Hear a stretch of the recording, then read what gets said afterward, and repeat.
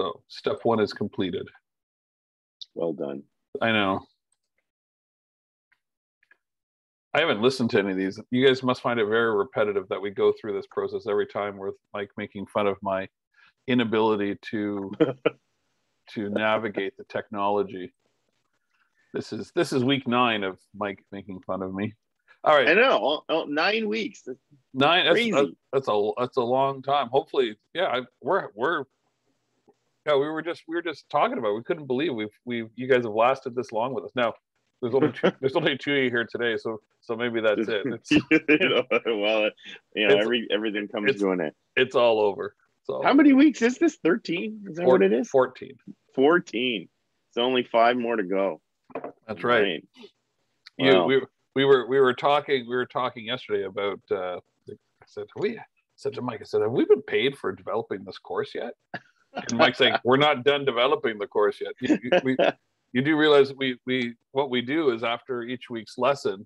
We planned out the first 4, and then after the first 4 lessons, we've been taking the feedback and sort of what you guys seem interested in the interactions during the class, and spend the next week putting together the following week's detail. We knew what the themes and stuff were going to be. Yeah, it's not like we're making it up week to week. So we make up the stories. Yeah, definitely. But we have the storyboard up about where we're going and what topics we're going to cover each week. So yeah, it's kind of like writing a weekly sitcom. When they start the season, and start filming episode 1, they haven't even finished writing episode 6. So, all right, Mike, this is looking okay. Yeah, it looks good. Look at that. All right, presentation mode. Take it away. All right. So last week, I think we talked about the day in the life, and we went through that, and then we said we would start talking about rules. And what we mean by the rules is sort of, obviously every business, any type of venture that you go into, you're going to have to face, some sort of form of regulation, right? And I think, everybody's seen what, during the COVID, era, hear about restrictions and things, and those have been sort of more out in the open about what businesses can do, can't do, how do they run. But obviously, forever there's been rules that operators would have to follow in terms of a number of parts of their business, and it depends on what industry you're in. Some of them cross industries, obviously, that every industry has to do, and some are specific to different sort of groups. So today what we're going to talk about are, and we mentioned before, we're going to keep an Ontario focus. So if you're not in Ontario, or if you're planning on working somewhere else, or going somewhere else, some of these things may or may not apply. But we figured let's just stick to the where Chuck and I kind of have cut our teeth in the industry, and sort of talk about that kind of stuff. So we're gonna look at some of the rules and regulations that would apply to the attractions industry, and how and sort of talk about how the industry sort of deals with those, and some of the common solutions or problems that sort of come out of that, or compromises that you have to make. So if this is one of those mornings where you have not yet rolled out of bed, and you're just kind of like my kids, kind of resting your head, you might want to sit up, or it could very well be that you wake up at the end of class and go, oh damn, I missed it, now I have to watch it later. No, don't do that. I'm kidding, Mike. We will. Oh, sorry, I'm on my second cup of coffee. I'm on fire. It's gonna. Yeah, he's I told Mike last night. I said, all right, this is your show, and I'm going to be the comic relief throughout. That's right. You'll be in the background, just you're like your buddies from the Muppet Show. Statler and Waldorf. Yeah. Boo! Boo! All right, so let's move into the next bit here. All right, so we're gonna start the day with a Padlet, which is everybody's favorite thing. So what we want to, I guess, before we even kind of dive into, sort of talking about these things, we just wanted to get some, some participation going, get everybody sort of, sort of engaged this morning. And so we're going to open up a Padlet, and what we're going to talk about is not the specific regulations, but what elements, what areas within an attraction would be regulated, if that makes any sense. So, so Chuck, if you could drop that link in there. Oh yeah, hold on. I better. Yes. Now I'm causing trouble here. Let's go here. All right.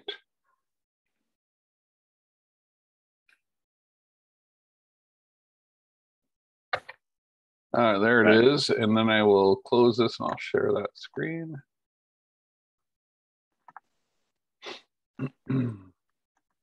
All right. Okay.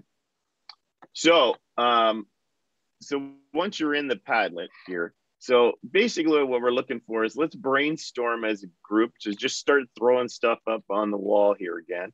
And the question is, what are some of the elements of attractions that would require knowledge compliance with local regulations? So Chuck has dropped in like an example. So, you know, human rights, you know, staffing, you know, sort of those types of things. So, you know, let's think about some other areas that you would need to sort of have some working knowledge of a regulation or have to adhere to a certain local regulation. So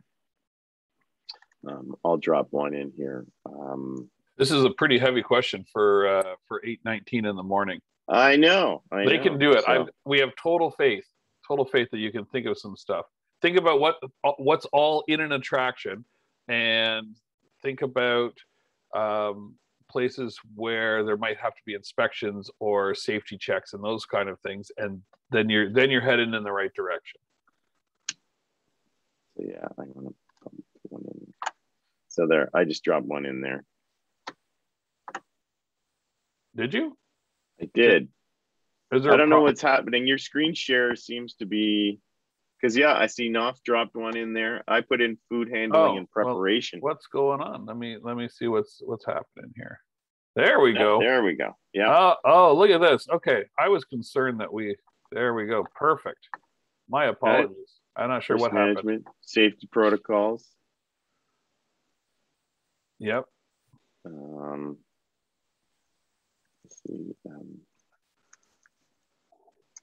Fire safety. I don't know why it is not.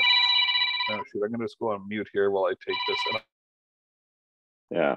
So okay. So like fire safety is one. Food. Yeah. Human rights, staffing, safety protocols. What other things can you think of? Just think of an attraction that you've been to, and think of where rules and regulations or governance might come in.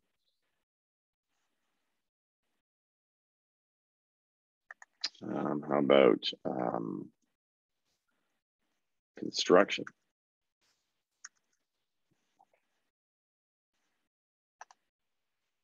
Yeah, ride operations and maintenance. Well, let's think about some of the other sort of classes of attractions that we've talked about in the class, like you know, a zoo. You know, what would a zoo have to think about?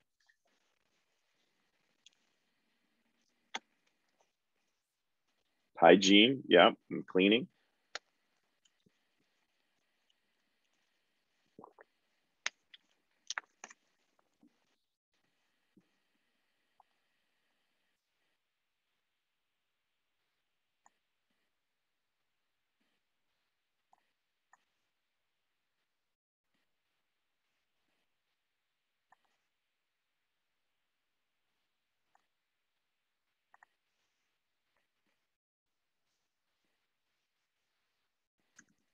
Animal welfare. Yeah, animal welfare, animal care. Yep, correct. No, yeah. If you're a zoo, that would be obviously something important, or maybe you're having a live animal show of some kind, like those super dogs or things like that that are happening in your park. Yeah, cleaning and COVID protocols are definitely pretty topical these days, right? So that's added an extra layer of things. So even more super boring would be like tax laws. So that would, you have to charge. Environmental laws, yeah. So down at the bottom there, check, yeah. So like in terms of pollution controls or maybe containment of hazardous goods, things like that.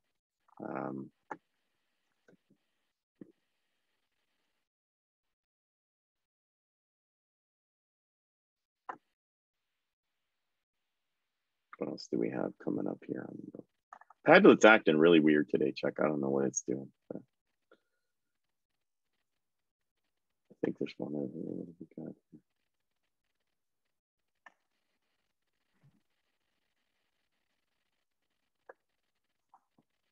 Morning, Nashad. Nashad, you'll see the Padlet link in the chat box. So what we're looking for, yeah. So what are some of the rules, regulations, compliance, local stuff? How about how about something to do with swimming pools?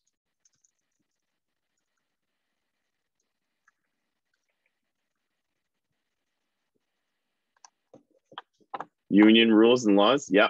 So you could be a unionized environment. Example would be when we were at Ontario Place, that was a government-run attraction. So anyone who worked for the government is typically a unionized employee unless you're a management staff. So we would have to create our policies and operations plans with in keeping with the collective bargaining agreement, right? It's not a typical scenario, but there are times where it is. I think I was talking to somebody who ran La Ronde in Montreal, which is kind of their wonderland, and they have unionized staff there, even though they're a private park. So it must be a Quebec thing. Oh, we had it at Wonderland, right? Or not Wonderland, at Ontario Place, and all of the Ontario. Oh, sorry, I was on the phone. My apologies. Because it's a government institution, right? So when you talk about public versus private, usually when you run into public entities, then you're dealing with unionized staff. Yeah. Emergency plans, I see often there. Yeah. So that's fire. Do we have fire? Yeah, fire safety. Yeah. Fire safety, yeah, it's built into there. Even crowd management. An example of crowd management. I mean, in the news, right? What happened in Houston, right? In terms of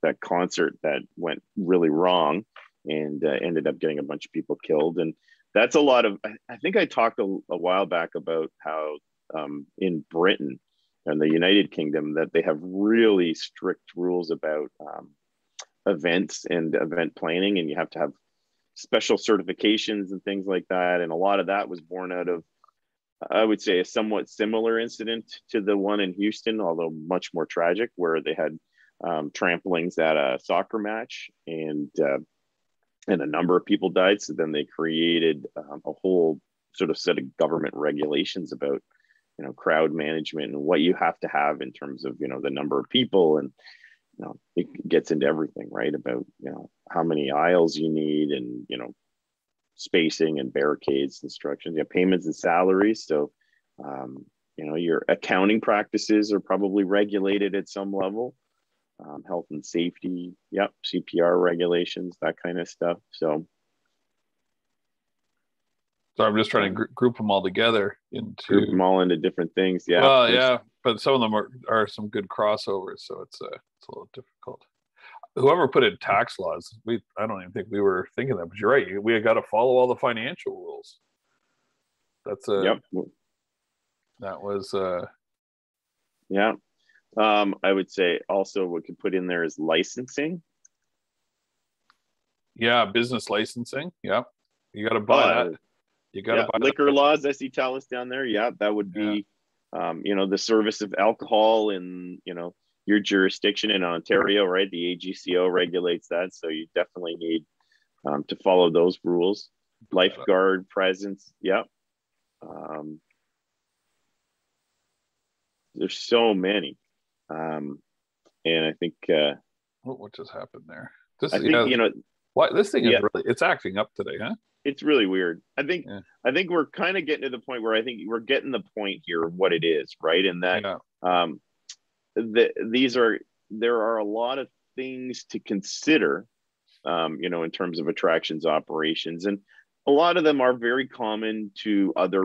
Like these are not specific in a lot of cases to the attractions industry, right? And but it's complicated. So when you think about, you know, starting, you know, something up or working in this industry as a, you know, as a manager or as a, you know, sort of, you know, person that has some authority, and maybe you're a business owner or something like that, that you have to, you know, we talked about the sort of wearing many hats part, but you also need to have an awareness of your obligations, right, in terms of what's going on. And that doesn't mean that you're always an expert in these things. That's why you know, you hire experts sometimes to help you, whether it's a lawyer or an engineer or, you know, some other, you know, third party person that's going to come in and assist you. But you generally, you know, in the same way that, you know, when they talk about you know, driving, that, you know, ignorance of the law is not Not an excuse. it's not an excuse for it. It's the same, right? That, you know, we've, you know, we're going to talk a little, you know, much later in the course about, you know, risk management, dealing with the safety elements and things like that. But,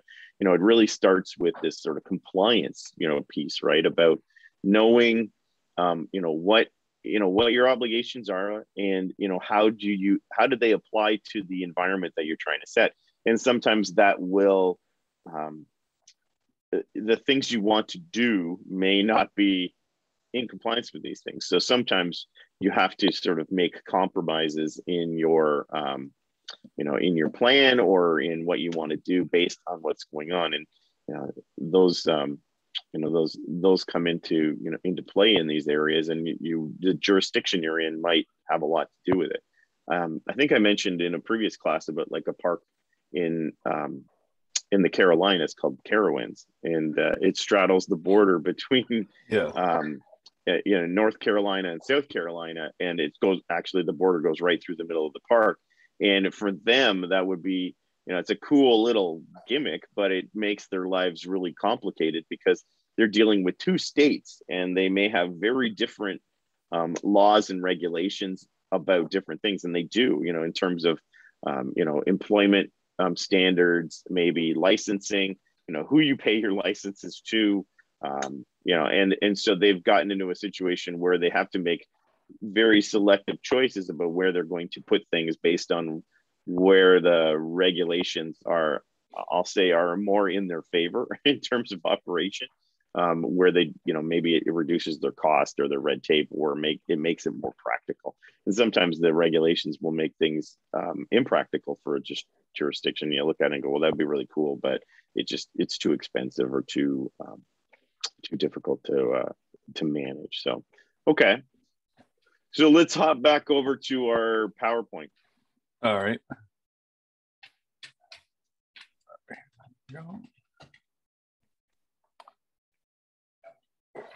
Okay. All right. That was very well done. That was not an easy Padlet to populate. Yeah, no, it was great. I was impressed. Yeah. And I apologize. That was I had to take that with one of my staff. It's the joys of trying to do two things at once. Sometimes you can do it, but you don't do either one very well. So, okay. Luckily, Mike was talking. I know. Lucky for you guys. So I think always lucky for you guys when it's Mike talking, not me. So I think, you know, today we're going to look at some of the ones that are the most commonly encountered, and we're going to spend a little more time about one in particular that has a lot more bearing only on the attractions industry. So, and that's how we're going to move through things. But so some of the common ones, and we hit on them in the Padlet, and we'll sort of expand upon those a little bit, and maybe, you know, and sort of talk about some examples of where those have come into play in Chuck and I's career, and maybe that will sort of highlight this sort of, you know, the level of sort of thought or detail that has to go into things. And so we've sort of picked them, and they're in no particular order here. So, but you know, the first one, and we talked about in the Padlet, is about fire safety. And so the Ontario Fire Code and the Ontario Building Code, these aren't attraction specific, but they definitely play into the attractions industry in a lot of ways. And so both of those pieces of legislation, and I'm not going to go through the entire thing for you, so don't worry about it. There are hundreds and hundreds of pages. Yeah, but and most operators are not experts in this, and that's where you end up with engineers, architects, other sort of third-party experts that will help you in your design or in going through things. But those things set the rules for building occupancy and fire safety, and things.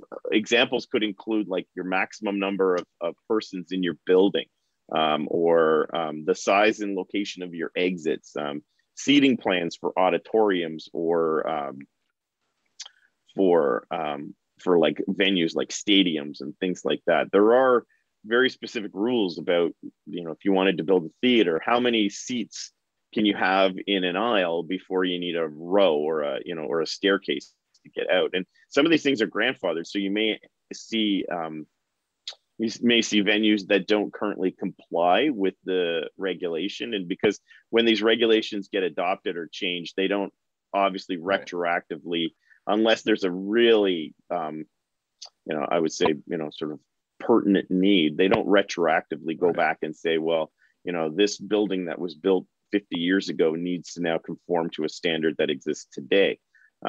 Example of that would be when I was at Ontario Place and we were doing the revision of the Cinesphere, which I think most of you recognize, the golf ball in the middle of the park there, which is it's a historical building, is the world's first IMAX theater, and it's it's pretty cool. I'd say it's probably my favorite place to see an IMAX movie. But one of the complicating things with it, and we had to deal with from a building code standard, was that we were removing all the seating and we were going to put new seats and new everything inside, but we had to make sure that we were careful, because when it was built, some of these rows are like 60 seats long, because they're of the design of the theater, and there's only 2 aisles, up and down out of it.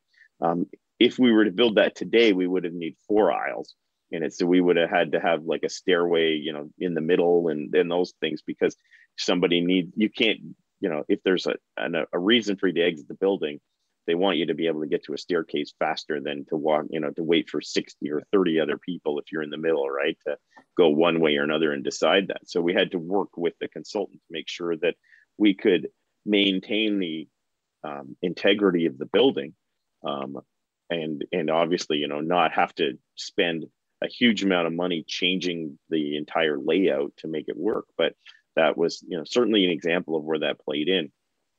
Chuck, I think when you were dealing with GlowZone, right, those are this is the interesting part, is that the rules are the rules, but they can be interpreted differently by different people. So both of our buildings are in Peel Region, and the fire service is not Brampton Fire and Mississauga Fire, is it? It's all under the Peel. Yep. I think it is a regional service. Mm-hmm.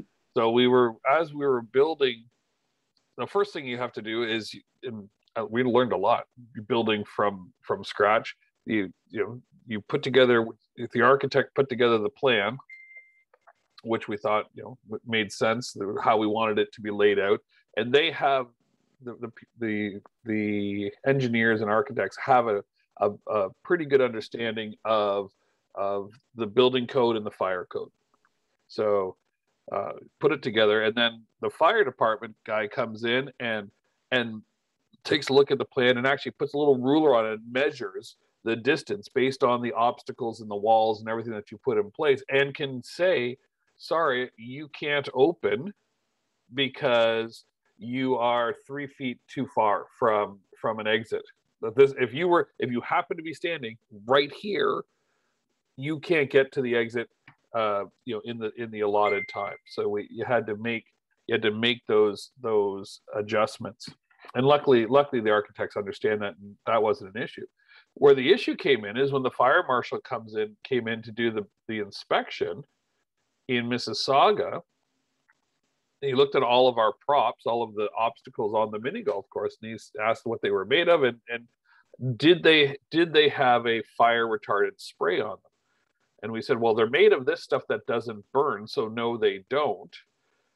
And said, sorry, but they're going to need to be completely redone and sprayed with there's this stuff on it that slows down the spread of fire. And we were a little frustrated because it's Peel. It's the exact same, fire company, just a different chief who came out. And in Brampton, the guy said, no, it's all good.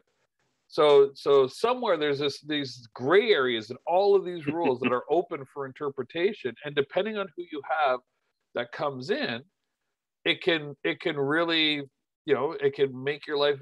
It took us 2 extra weeks because we had to get the stuff done. And then we had to do the same thing with we used MDF, which has got a slow burn rate. That's why we use MDF instead of dry. Well, I guess drywall has an even less burn rate, but MDF is stronger. And we had to coat all of that. It was a little bit frustrating to realize that the interpretation of the building codes are different. So the other interesting thing was occupancy your occupancy levels can be based on either the Ontario Fire Code or the building code. So in our case, at 15,000, I think we've talked about this, at 15,000 square feet, our occupancy is determined by the number of bathrooms we have, the amount of toilet stalls there are between urinals and toilets. And we knew that we wanted about 150 people in the building at any one time, and then based the amount of toilets we put in, because when you're building a bathroom, it's probably 10,000 a stall. And we said, okay, we need 6 for that amount, and that's what we based on. Had we put in 10 or 12, we could have had probably 300 people in the building easily, and we could have maxed it out at whatever the fire code was for the size of the building that we were in. Yeah. So I think, the sort of overarching, comment, I guess, in terms of, that particular set of regulations is that, yes, I mean, again, as an operator, you may not be, you learn about these things as you go through sort of, as you open new venues, or you sort of work in different areas, but you need a fairly, I'll say, a rudimentary knowledge of these codes, because they will apply to lots of things. The biggest example I can think of in terms of, how the industry has had to sort of adopt to these, codes, other than just the sort of, building of buildings. When you talk about like indoor spaces, like, the ROM or the aquarium, and where they, obviously from a business standpoint, you want to be able to have a certain capacity in your building because you've got to make money, but you have to build it with that in mind. So it starts at the design phase. But a lot of things, we just finished up the Halloween season, and a lot of those sort of scare mazes, haunt attractions, all that kind of stuff, when you think about designing those or you building them up, that there's a lot of thought has to be put into into these codes, because that's where you have to sort of temper your enthusiasm for the theming of the event sometimes to make sure that you meet that. Talking to my friends at Wonderland, there was obviously fire safety becomes a real big thing, because you have, theatrical lighting or smoke elements, or, in some cases they may want to use sort of pyro or something like that. And you're in a, indoor space that has a lot of, when you think about like a haunted house, it has lots of like things hanging around, or you might use draperies and stuff like that. And those need to be, properly, spec'd and vetted and inspected, because you don't want to have a sort of, catastrophe happening. And you'll see them in the news in some spaces that are, or in jurisdictions that are far less regulated. You'll see you'll see examples of where these things happened and disaster, came. And in some cases, these are, a lot of these rules are born out of experience, right? So historically, things have happened, where I know at Knott's Berry Farm, 30 years ago, they had a haunted house that, caught on fire. And, obviously that was a very tragic situation because there were people inside it when it happened. But those are definitely sort of points where you learn and you sort of move through there. But yeah, it plays into everything.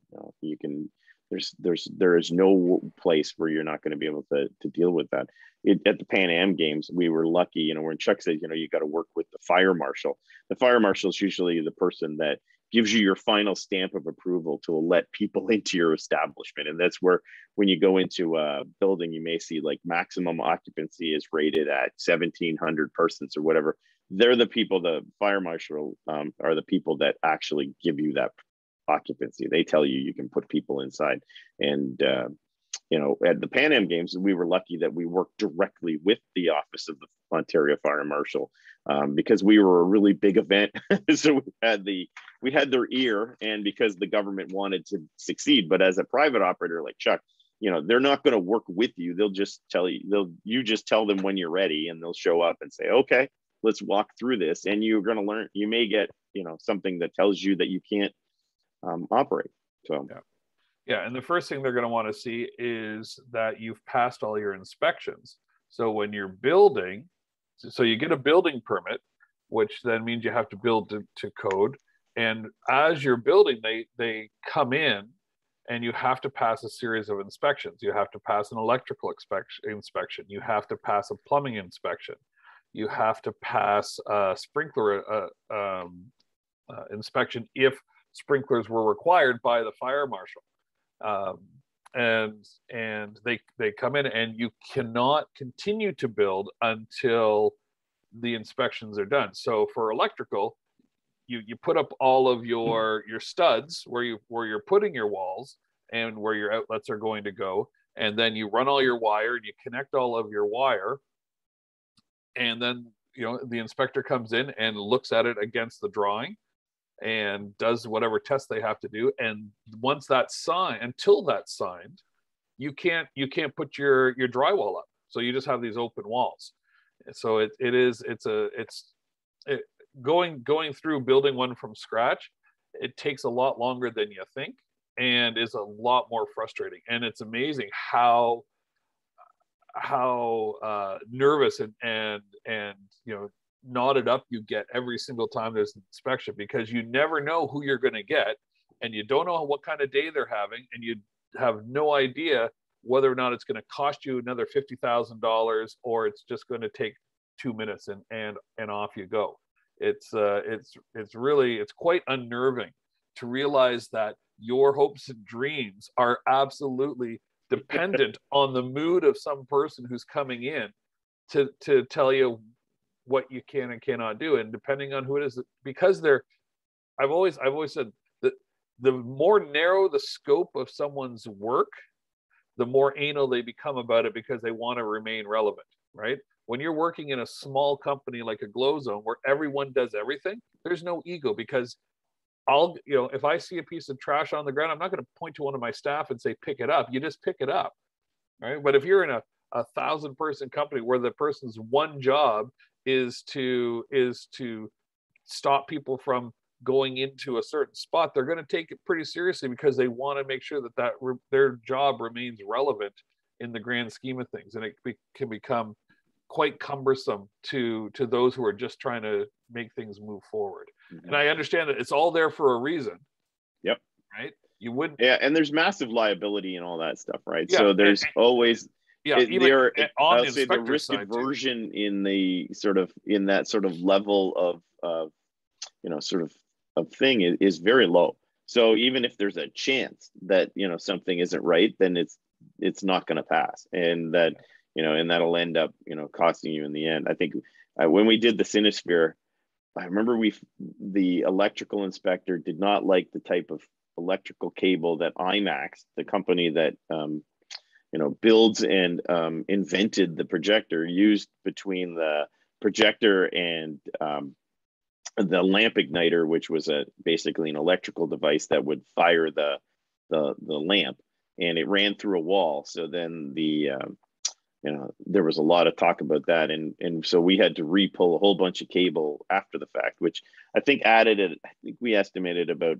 $30,000 in cost to the actual building construction. But that was because the inspector saw it and said, nope, this is not what this is not code. And we had to lots of meetings and discussions, and in the end, like we had to comply, so we had to find a suitable replacement to do that, and that was, and everything and all that stuff happens at like the 11th hour because you're always building and rushing towards your completion, right? And sometimes you just don't expect it. So okay. So, the next one we talked about is the local health regulations. And I think, we hit on that in our Padlet too, right? So local health regulations kind of cover a whole bunch of stuff. I think in the attractions industry, where you'll typically run into them, although now in the COVID era, we should probably sort of add those in, is that, those obviously apply in that, about masking or social distancing and things like that. But we'll say in a sort of non-COVID world that they typically set rules for the preparation and sale of food and beverage, right? So most attractions have some level of F&B, sort of thing going on, and that could be, as elaborate as a, sort of, full service restaurant or banquet or dining facility, all the way down to a tent, in a field that's serving, who knows, could be, ethnic food, or it could be, desserts, or, churros, or whatever else like that. And so those health regulations, bacon sandwiches on the barbecue. Exactly. Oh, so, and anywhere you go. So local health regulations are going to set in there, right? And those are usually food operators, especially if you're a food and beverage manager, you need to know those things inside and out. Because one, you're going to get inspected annually, and and randomly. Yep, they could just show up. And two, I mean, the reputation of your event or business is obviously predicated on the fact that nobody's getting a foodborne illness from what you're serving. Examples, I remember Ontario Place, we used to do the heritage events. Oh. So we would bring in local food vendors that were like matched to the sort of cultural or ethnic makeup of the event, right?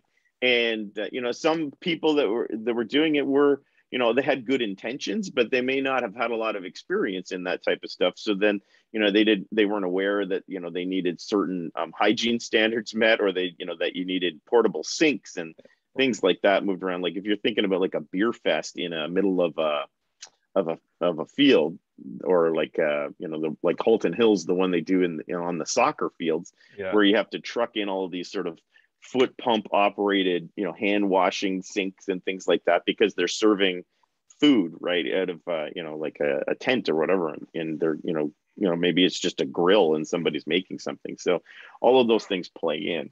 And part of it, because it was the Heritage Days, was something I introduced and was selling out. We've talked about a couple of them in this class, but we on the food side during that first one, I wasn't aware of all of the regulations. I just assumed that all of the vendors would have been, and I don't think we provided at that point. We didn't provide them with access to some of the things that they would have needed, and there were some issues, like people cutting chicken on the concrete, and there was it. The food was fantastic. I loved eating it all, but from a public health standpoint, it would not have passed had a public health inspector come in. And when something like that happens, what we did afterwards, besides everyone yelling at me, because once again it's always my fault, we sat and dissected what was going to be needed for the next Heritage Day. So at the next Heritage Day, we provided an entire area with portable sinks, wash stations, all the signage about how to do the dishes correctly, clean surfaces for cutting and that sort of thing, so that the next group that came in, and we provided them all that information. This is what you need to do. You have to comply with this, and they sign off saying they will do it. And then that allowed us, when we saw people doing things that were outside of what we had said what they had to do, we could say, hey, that's not allowed here. You're going to have to go go here and do it, or you're going to have to shut down. Mm-hmm. So but yeah, there were that very first Heritage Day, and there had to have been 15,000, 20,000 people at this event. So the food vendors were swamped right? And also the staff liked it because it was not your normal, theme park food. There was actually some really good food there, but there were quite a few health code violations taking place based on the Ontario Health Code, right? So yeah. And and I think examples of how places deal with them is, like Chuck said, that you start to build, like, for that, build your policies and procedures. And if you are the type of event or an attraction that relies on third party food service vendors, so food trucks, caterers, people setting up in tents, you name it, then you need to build a vendor package that is that's clear about all of the things that you're going to provide and what they're going to provide, and set an expectation for what those vendors are going to need to do, in terms of what they're what you're expecting in terms of washing stations, cleanliness, food temperature controls, food storage, how are you monitoring that it's going to be properly refrigerated, and who's checking on those things and that kind of stuff. A great example of a large attraction that has to deal with that is the CNE. And even they got burned once, right? Like, I think if you remember back in the news, I can't remember the year it was probably about 5-6 years ago, where a whole bunch of people got sick from eating a tainted product at the CNE. It turned out it was like something they had like a bacon marmalade on some kind of burger or something like that. And it wasn't a problem at the source of product of preparation, but it was at the production facility that was making it that they had some sort of problem. But a whole bunch of people got sick, and then it got into the news. And obviously that, for an event like the CNE, which sort of moved away from, it started out as an agricultural fair, and then it became something else. And then it was like, it sort of built its bread and butter on having like a midway and rides. But then, obviously there are competing entities in the market that have sort of, I'll say, a better mix, or more sort of bolder rides, because they can, because the CNE is mostly temporary. So they started getting into, and their big hook every year is about like what crazy food item that you can buy at the CNE and come down and eat this carnival food. And to have them take a hit in the media about the food safety obviously is going to hit their bottom line. So what they ended up doing in reaction to that was that they would set up a training, and that was run by Toronto Public Health, and it was mandatory for all vendors and all of their staff to go to, before the fair started, to go to this big sort of meeting presentation where Toronto Public Health would go through everything, what they're expecting, what they're going to check for, what you're required to do. And the City of Toronto has like a safe food handler certification, so they would do that, much in the same way that when we talk about the Liquor License Act, that there's training for it. So as you can see, that really caught in, and so the sale of food and beverage is obviously a big component of those attractions, and that's certainly the people that work in those areas spend a lot of time. And if you've ever been involved in food preparation at a restaurant level or whatever, you can attest to the fact that there's a lot of rules about how to manage that, and a lot of it's just about that sort of safety part, right? Yeah, Mike and I and half of the Ontario Place staff would gain 10 pounds during the CNE because we would head over there for lunch every day and figure out what crazy thing we could eat. But just yesterday, last night, I was at the Mississauga Glow Zone because we're building a kitchen. So last week you saw the kitchen in Brampton. So we've built that out, purchased all the equipment, and we're testing out the oven to make sure the settings are right. But as soon as we put in fridges and things, we had to go through the public health regulations, and there needs to be a thermometer inside the fridge, inside the freezer, and there are, everything is posted, Peel Public Health, on how to clean every surface, and there's all these different rules. Then we have to make sure that it's all set so that we have that little green check mark, because you certainly don't want to have anything but a green check mark on your building, even though all we're doing is punching out some pizzas for the parties. So yeah, and I think on the surface, you think it's pretty simple. Yeah. But then when you kind of dig into it, it gets a little more complicated. You're like, really? Okay, so the next one is the Liquor License Act. So the AGCO which is called the Alcohol and Gaming Commission of Ontario. And they established because those two things go hand in hand, Michael. Usually, it's the fun follows the fun, right? That's right. So they established the rules for the sale and consumption and handling of alcoholic beverages, right? And a lot of events, attractions, the sale of alcohol is a significant source of revenue.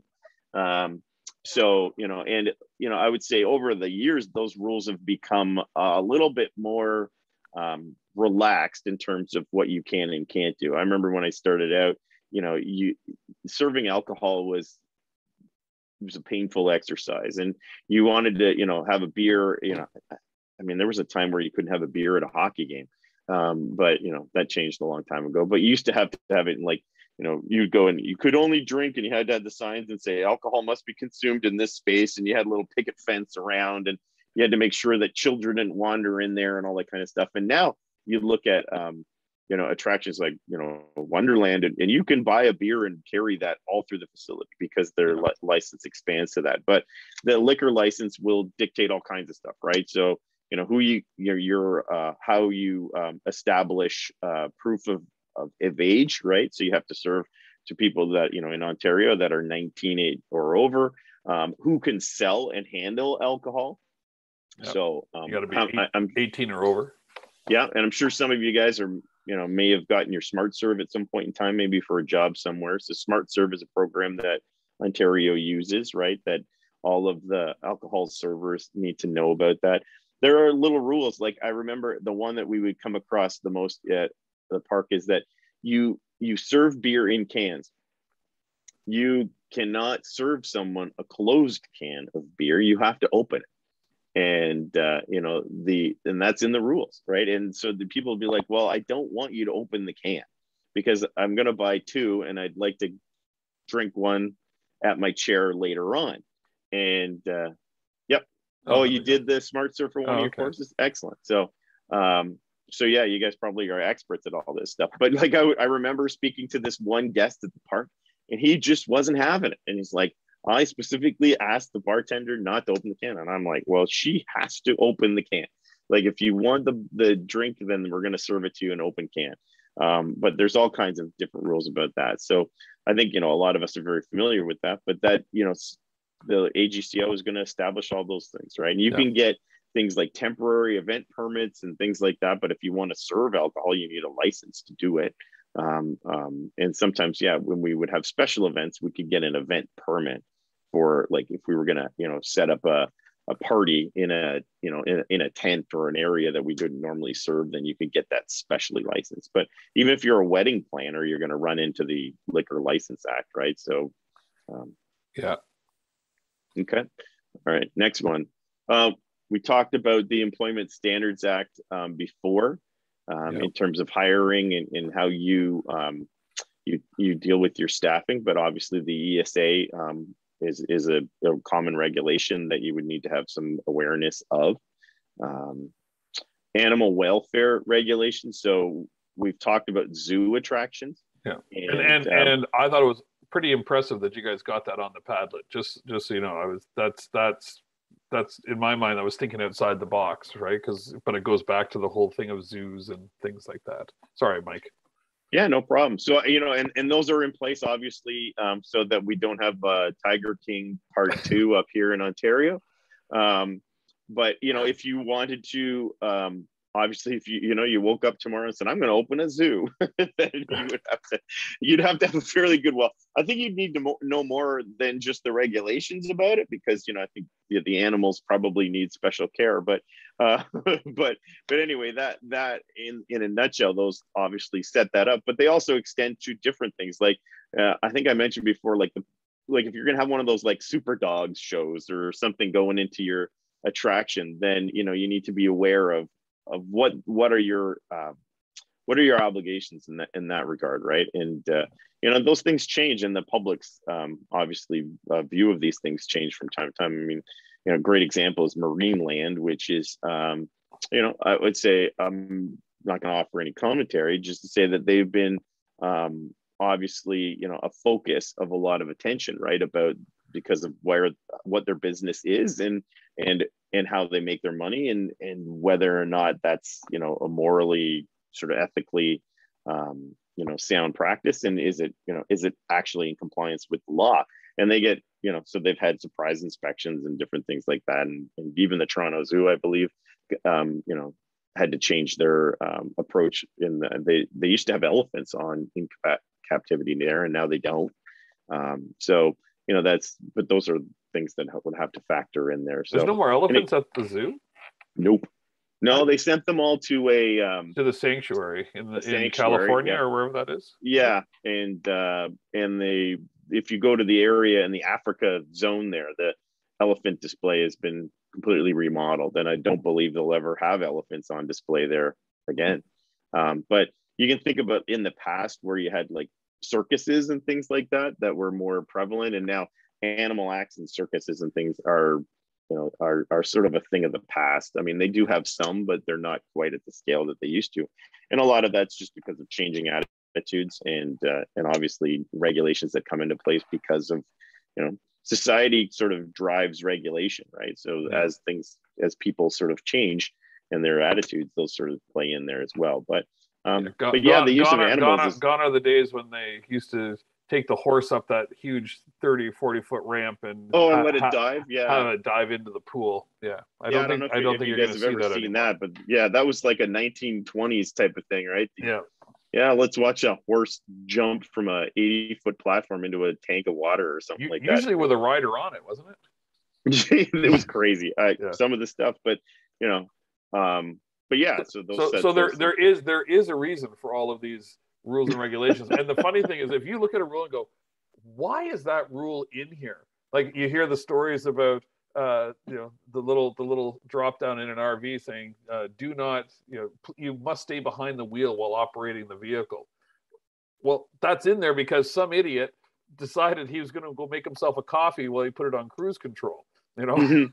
So every time you see a rule in this, it means that someone's done the opposite, and they figured that enough people were doing it that they have to put a rule in place to make it a law. Yep.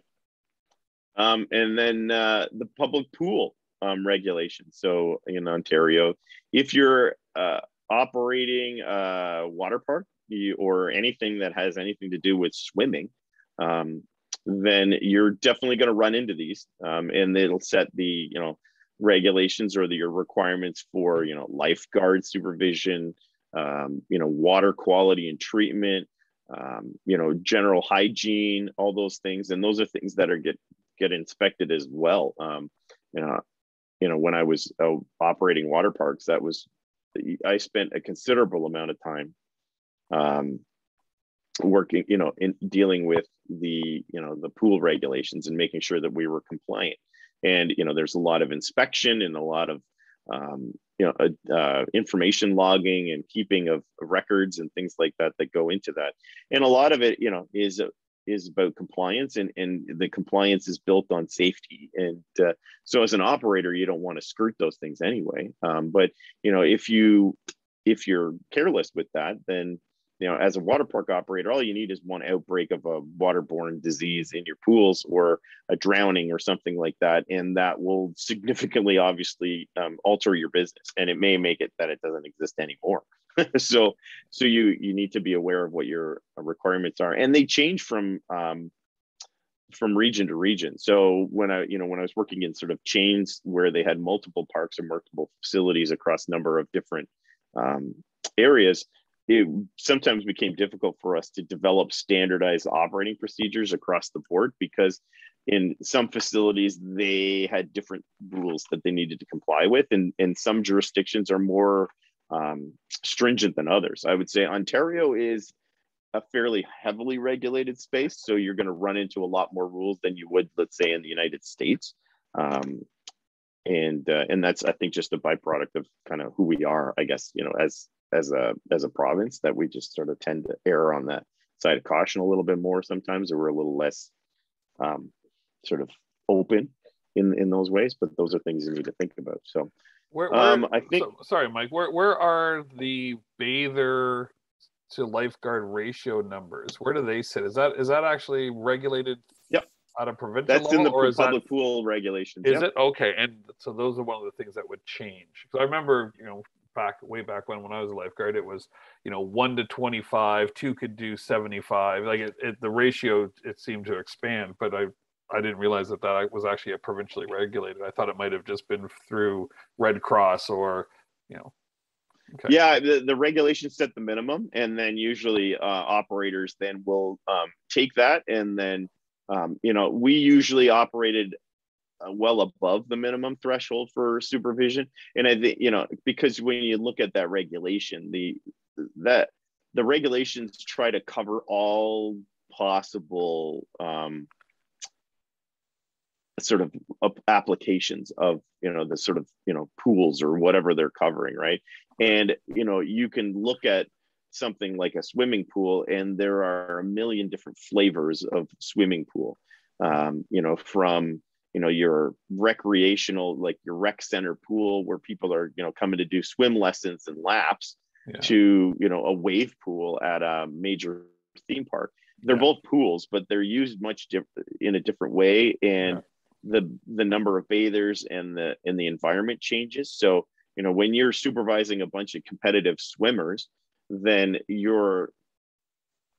what you're looking for is a little different, right? Because if everybody in the pool probably can swim, right. But when you're inviting 10,000 people to your water park on a Saturday and you don't know any of them, you don't know what their swimming abilities are, or if they've ever swam before, and so then you change your guidance to sort of meet or exceed is usually what we would say in terms of our approach, right? Is that we want to meet or exceed this, and in a lot of cases we would always exceed the requirements, and you could kind of hold that up too as sort of as a talking point, right? When you were kind of encountering people that were questioning your approach or what was going on, and say, well, we've exceeded the requirements here because we thought that was prudent, and and that sort of shows as an operator that you're being diligent.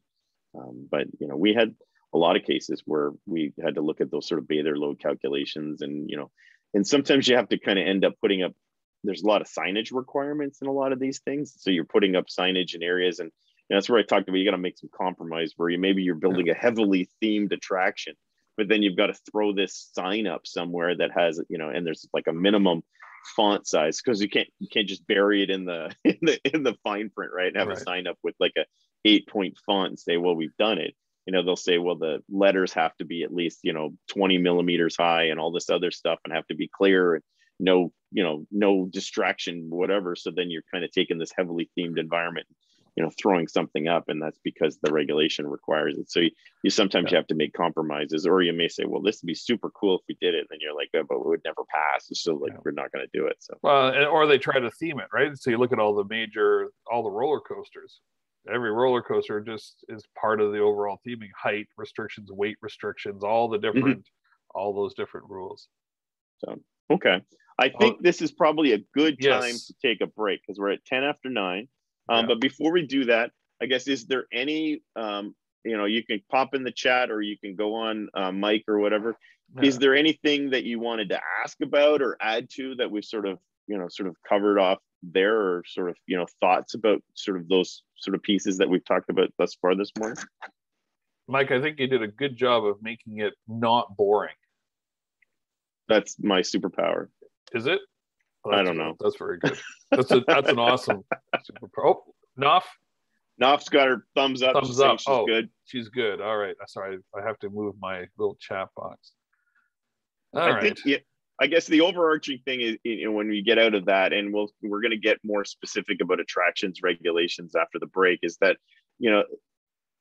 as I mentioned before, you don't need to be an expert in these things. There are experts out there. What you need to know as an operator is that they exist, and you need to plan for them. And, I will say, my experience in redeveloping a park like Wet 'n Wild, I encountered all of these things every day in the planning phase of that park. And you spend a lot of time with experts that you retained. You spent a lot of time with inspectors, people from different sort of agencies and things coming in to talk to you, setting up a lot of meetings. And it was you know, the complexity gets a little bit, I'll say, difficult to deal with, as you know, sometimes if you're doing it all by yourself. And so you need to be able to at least understand going in that you're going to encounter all these different facets, and make sure you have either the experience or the help that's going to guide you through it. Because the last thing you want to do is, you know, get to the sort of end game of opening up your attraction or doing what you're trying to do, and all of a sudden finding out that you're not in compliance, and you know, it costs a lot of money. I saw a hand go up. Yeah, no. Yeah. Hello. It's about like just now that since you're mentioning that we need to be aware of all of that. When you like apply for funding, there is like, you know, a complete list that you can download from the website telling you exactly steps, blah, blah, blah, etc. Now, wouldn't it be wise to have it exactly the same list to check every box, you know, like this is the list for all the regulation, the local regulation, go through it, and then you will be like completely on track. Exactly. You know, we used a lot of, you know, checklists.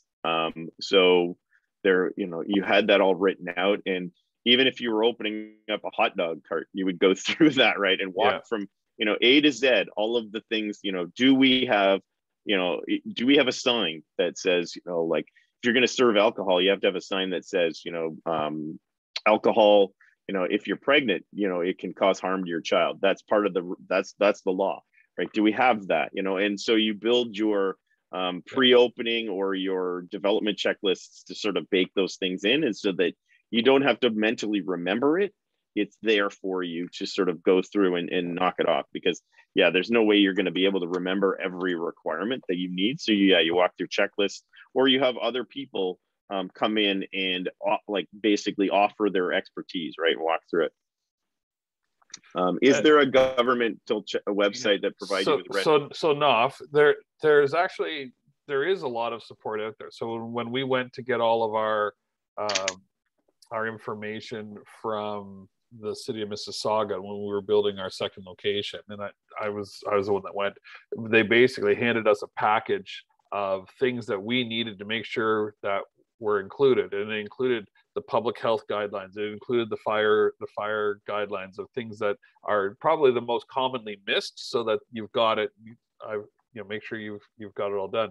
And then if you're looking to build your own attraction or business, most municipalities also have a small business enterprise center that their whole purpose of being there is to help walk you through and connect you with all of the different people that you're going to need to talk to.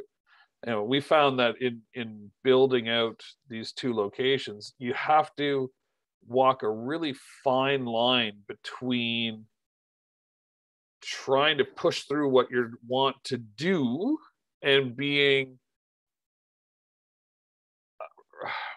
not being a kiss ass, it's the wrong word, but like trying to be polite and say, I didn't know that, okay, we can fix this, or is there a way that we can do it, and try to make them part of the process. And we found that sort of allowed things to move a little bit quicker. And I guess the other thing you need to figure out is your timing and their timing are probably not going to mesh at all. So if you're in a rush, they really don't care. So you need to plan that in.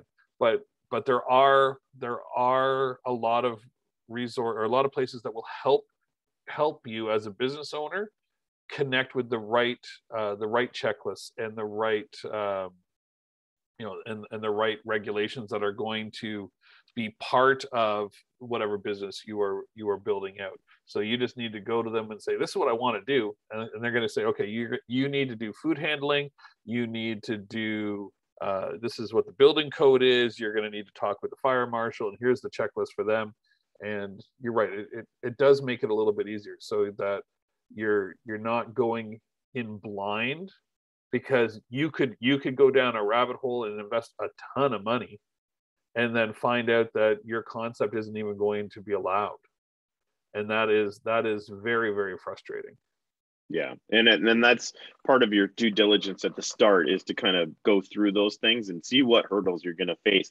In the end, as Chuck said, the municipal and provincial governments, they are, they are a check against, I'll say, making sure people don't do things that are dangerous or, sort of uncontrolled. But at the same time, we talked earlier that like these tourist attractions, whether they're big or small, are drivers, right? For those municipalities, they are wanted investments, and so they do want to work with you to make those things happen. They just want to make sure that they happen in a way that's responsible, and make sure that are sort of conforming to standards that are already set.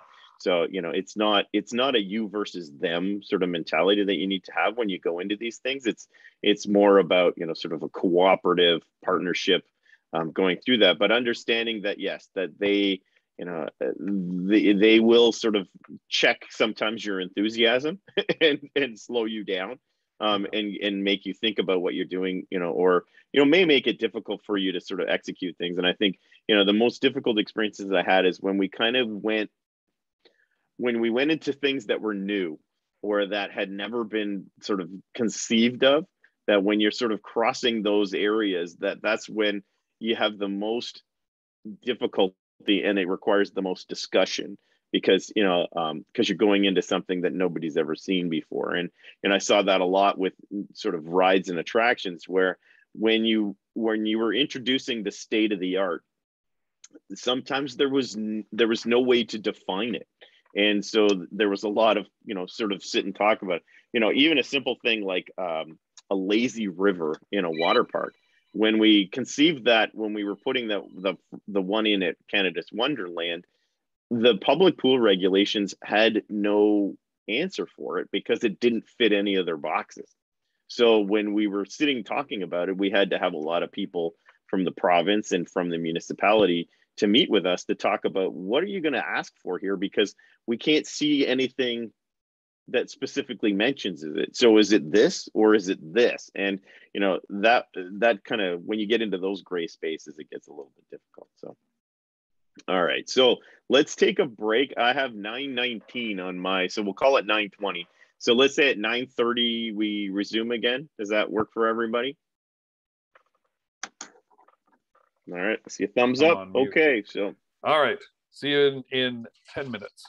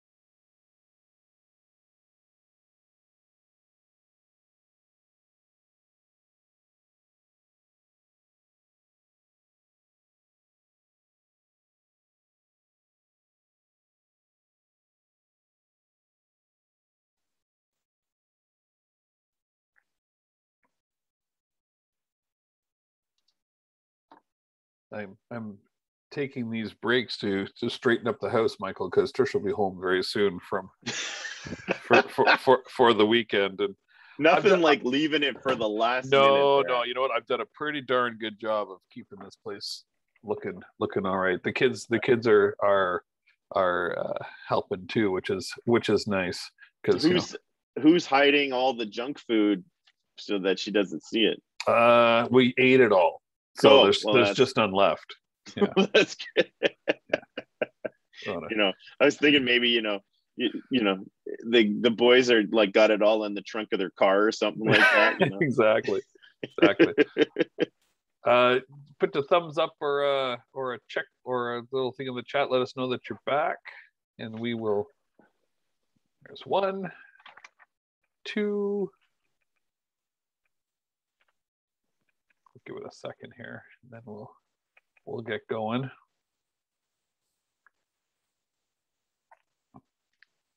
Hopefully, we haven't lost Talus and Nishad to sleep.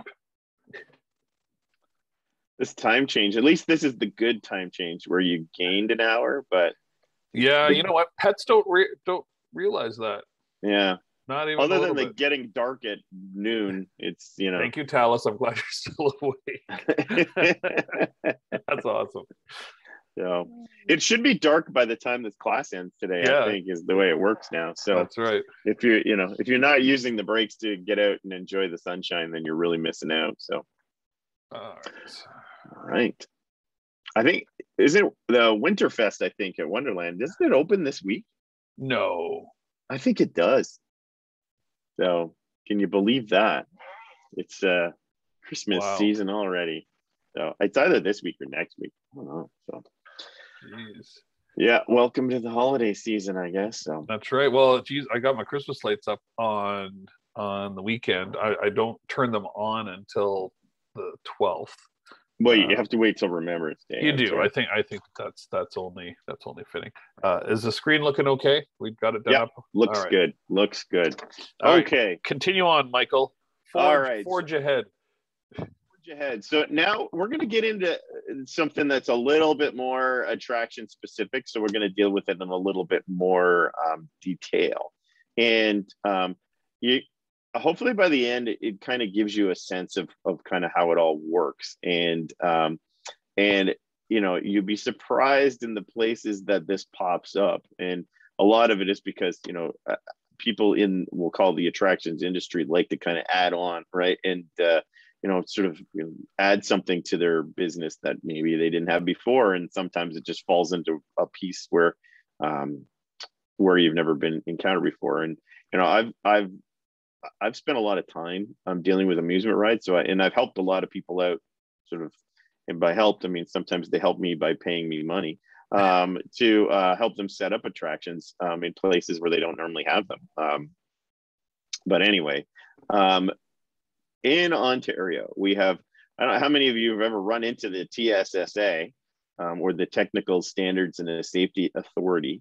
But the TSSA is a arms sort of reach organization that is, it's not the government, but the Ontario government assigns them the authority in Ontario to handle the inspection and as you can say, creating standards for various things. And those can, where you probably see them the most is if you have ever ridden on an elevator. Then you'll see a little plaque in the elevator that says it's been inspected and licensed by the Technical Standards and the Safety Authority. But they'll do elevators, escalators. They do a lot of stuff with like fuels and propane transfer and all that kind of stuff. But where they come into our world is that they regulate the operation and design and the construction and operation of amusement devices in the province of Ontario.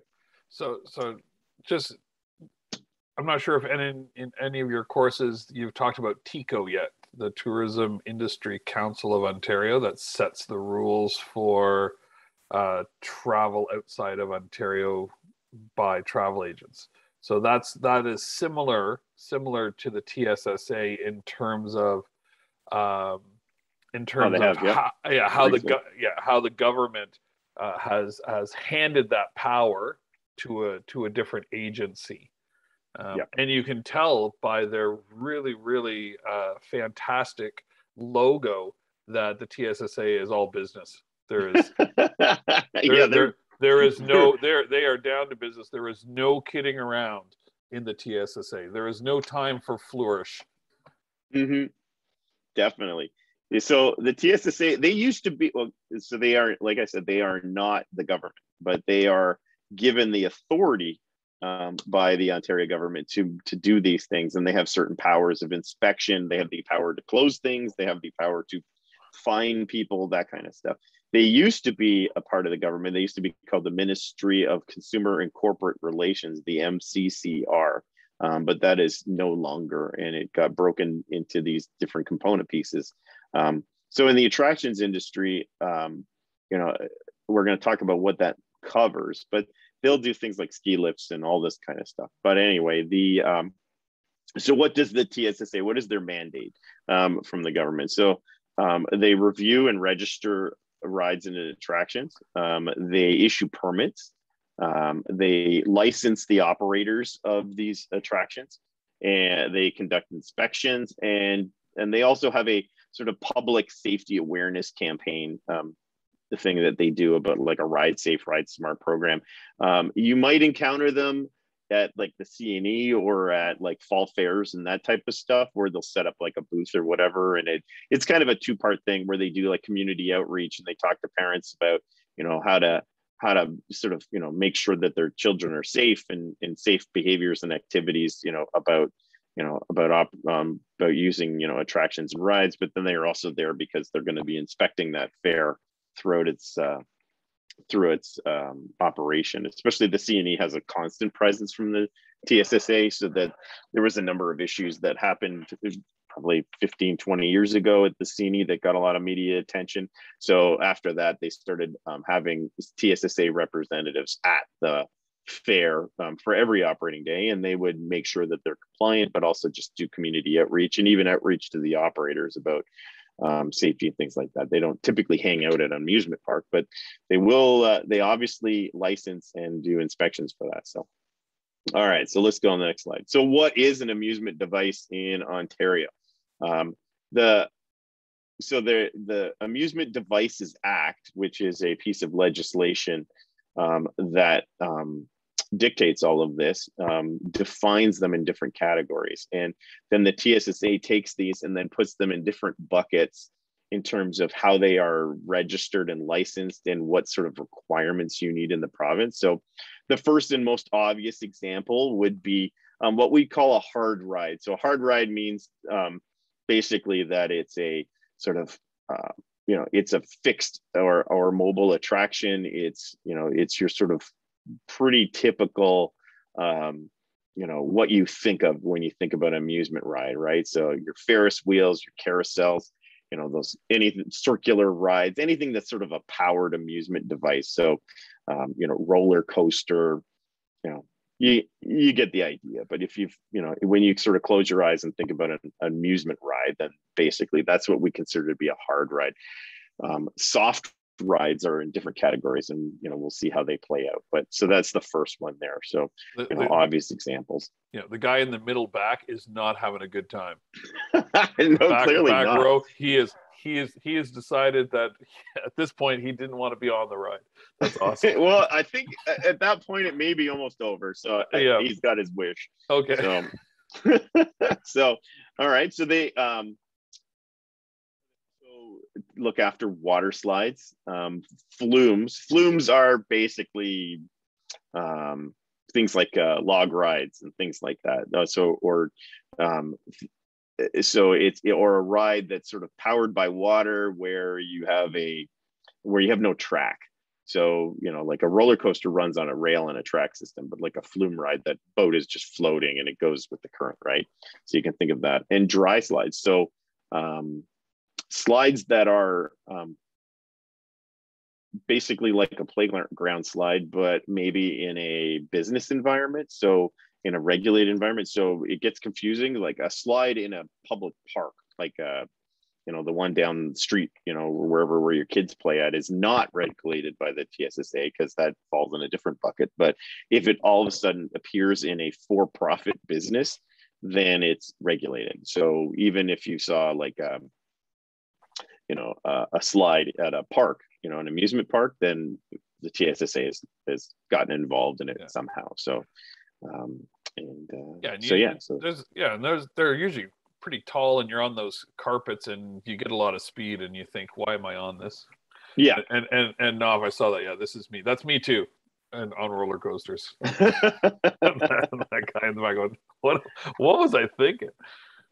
So all right, so we're not doing a field trip to Wonderland anytime with this group. No. All right, bumper carts and go-karts and bumper cars.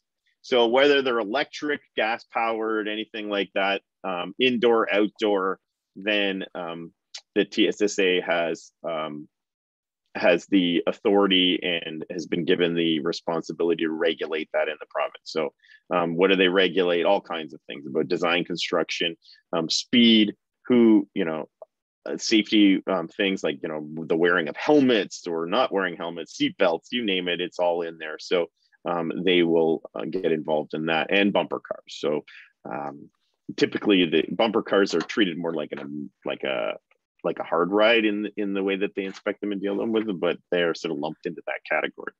All right, what's next on there? Inflatable devices, bouncers, and bungee devices. This is the one where I think people who are not in I'll call it the amusement park hard attractions industry get surprised the most, and that is with the inflatables. And because inflatables are they're everywhere, right? And they can appear at kids' birthday parties. They can they sort of appear at fall fairs and stuff like that. I'll say the reason they're involved in that is because when they originally came out, they were not. But they have a high rate of incident attached to them because of the nature of the attraction. So they get a lot of injuries because of people bouncing into things or bouncing off of them. You could probably Google a lot of videos of them flying away in the wind. So obviously they are very light, and so if they're not properly anchored, and then they can become a hazard. There's been tragic stories of people being caught up inside them as they blow up 100 feet in the air and then drop you down in a field, all those kinds of things. So the TSSA got involved with them a number of years ago. Bungee devices, I put a picture there of sort of what you would see, like those sort of bungee trampolines, but it could include like a bungee jump or those sort of reverse bungee launcher type things. So they sort of fall in that category. But I think, as attractions operators or people that don't necessarily operate in the amusement space, these inflatables come and go pretty quickly, and they show up at different events. And as the owner or operator of this, you need to be aware of the obligations in Ontario in regards to them, because a lot of people aren't. And the TSSA has spent a lot of time doing public outreach to people about, the people that own and operate them. For example, I have one at the Lifetime that I work at, and it's used in the Kids Academy, and it had to be licensed and inspected and the whole bit like that. And all it is a small little bouncy house that gets like set up during summer camp in the summer, usually, on the soccer turf or in a gym, and, sort of meant to, to have that. And I think, lots of, places have them like that, typically do children's birthday parties and things like that. So it's a really tricky one. And when we used to bring them in for events, I usually had to sort of veto a bunch of their operators because none of them had licenses. So we would be like, is this a licensed inflatable? And they'd look at you like you had two heads. And if they did that, then you'd say, well, I'm sorry, you can't operate in our business. And then you would find an operator that would be aware of it, and you'd say, okay, and they typically cost more because they have higher overhead, but they're also in compliance with regulations. So yeah, we were down at IAAPA, Ryan and I were down at IAAPA 2 years ago, and we were looking at pretty large covered inflatables that would actually allow you to do indoor inside the inflatable glow in the dark laser tag. And we were thinking that would be a cool thing to be able to take to schools and other things like that. And I hadn't even thought about IAAPA or TSSA in terms of having it licensed. And if we decide we're going to go and do it, I'd actually reach out to them before I even made the purchase to make sure that they would license this thing, because it's different in that it's not open air. If this thing collapses, it's it's a thin piece of whatever the material is, but it's going to be coming down on them. So they might not even allow that in Ontario. So I'm, after I talked to Mike about it, I'm like, okay, I better make sure, because they're 30 by 40, like they're huge. And then the TSSA might say, no, that's too big a liability, and we're not going to license that for you. Yeah, well, there are some massive ones that, like, if you go to the trade show, like they have an entire like part of the conference hall with these things, and some of them are like 50 feet tall, which is pretty insane. I'd say it's an entire sort of niche part of the industry. I would say there's hard ride operators like myself usually kind of look down our nose at the inflatable guys, but anyway, that's just like, that's kind of inside baseball. But anyway, that's one that I think, as if you sort of end up in a career in attractions, whether it's in hard rides or doing like festivals and fairs or like those different things, you will encounter inflatables.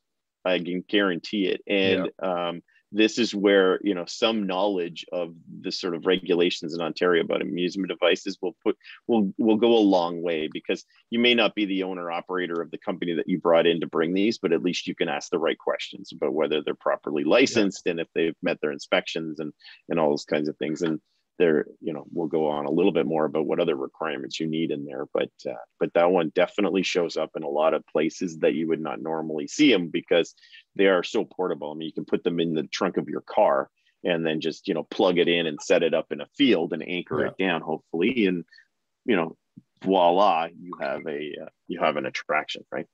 Yeah. Okay. What's next? Zip lines.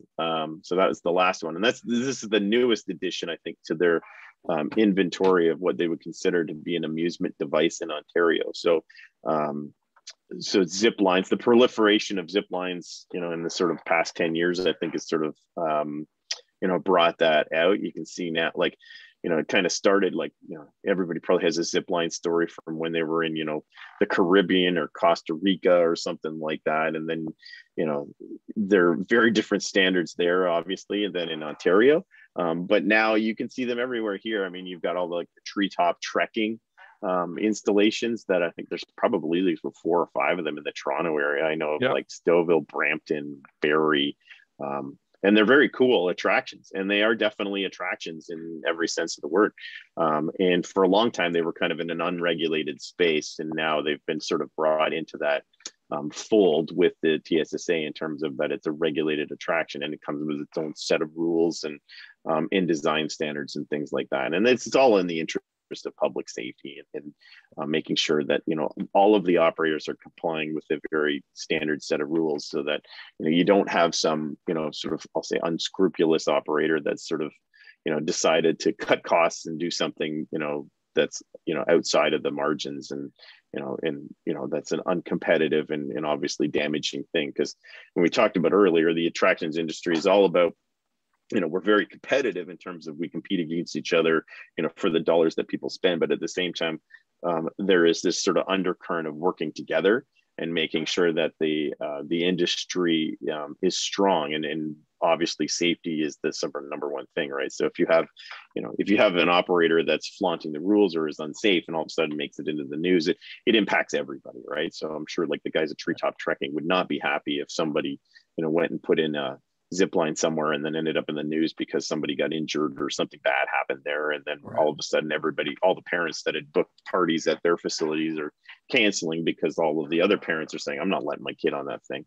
So that, sort of trickles down, right? Now, is it just the zip line part, or is it the entire high ropes course, do you think? It's the entire thing. So zip lines, high ropes courses, all of those things get bundled into one.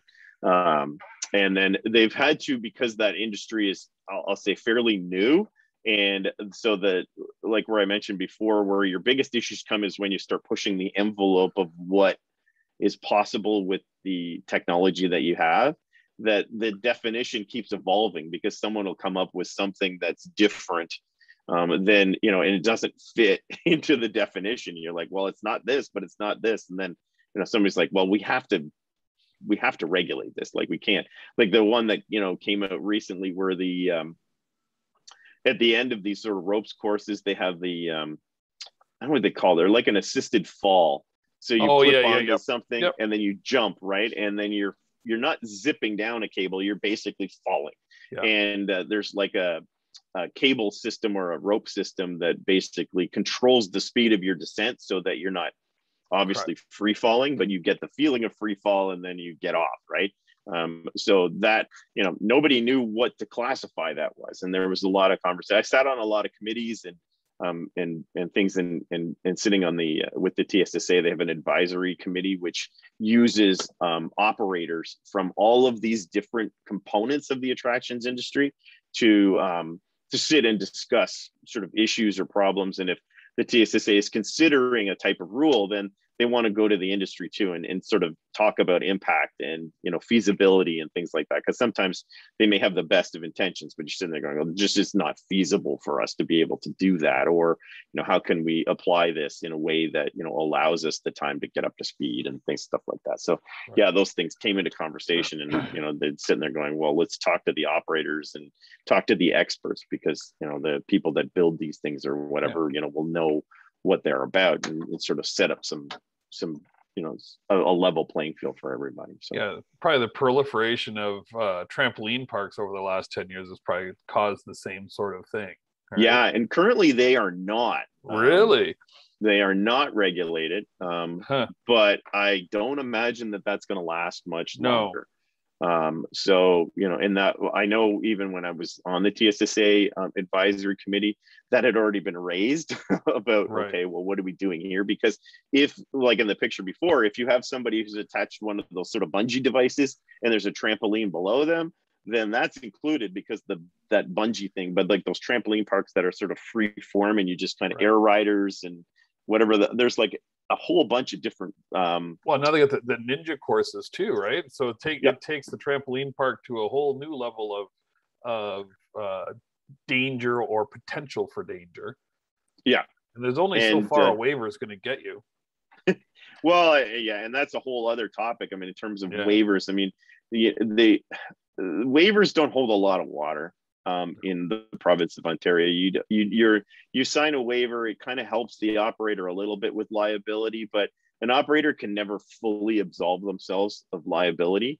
So, you can't just set something up and say use at your own risk and think that you're going to get away with it. Like if there's negligence on the part of the operator, then there's always going to be a way to find some liability there, right? So, if it's shoddy construction or improper maintenance or something like that, you're going to get pulled in. So, but yeah, that's definitely it. Like I mentioned before, the attractions industry evolves so quickly that the technologies, the things that people consider to be an amusement device change so rapidly that it's difficult sometimes to keep up with the pace of it.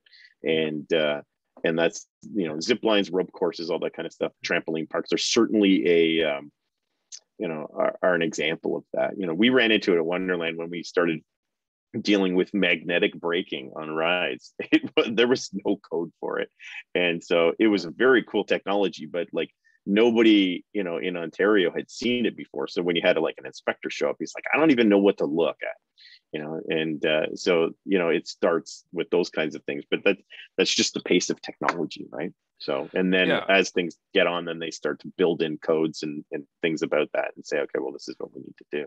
Yeah, and what the TSSA, like having those regulations, it stops using the trampoline parks as an example, which are currently unregulated. So right now, to stay competitive, a trampoline park could be putting in, extra bouncy, like, oh, you can bounce higher here, and before long, people are getting towards the roof lines, and the amount of the potential for risk continues to go up in an unregulated environment because there's no set standards. So it would, but under the TSSA, it's not to say that the person couldn't put in a high bounce trampoline. They would just have to go through a whole bunch of safety talks with the TSSA to get it approved. So it's not, it's a check and balance, really.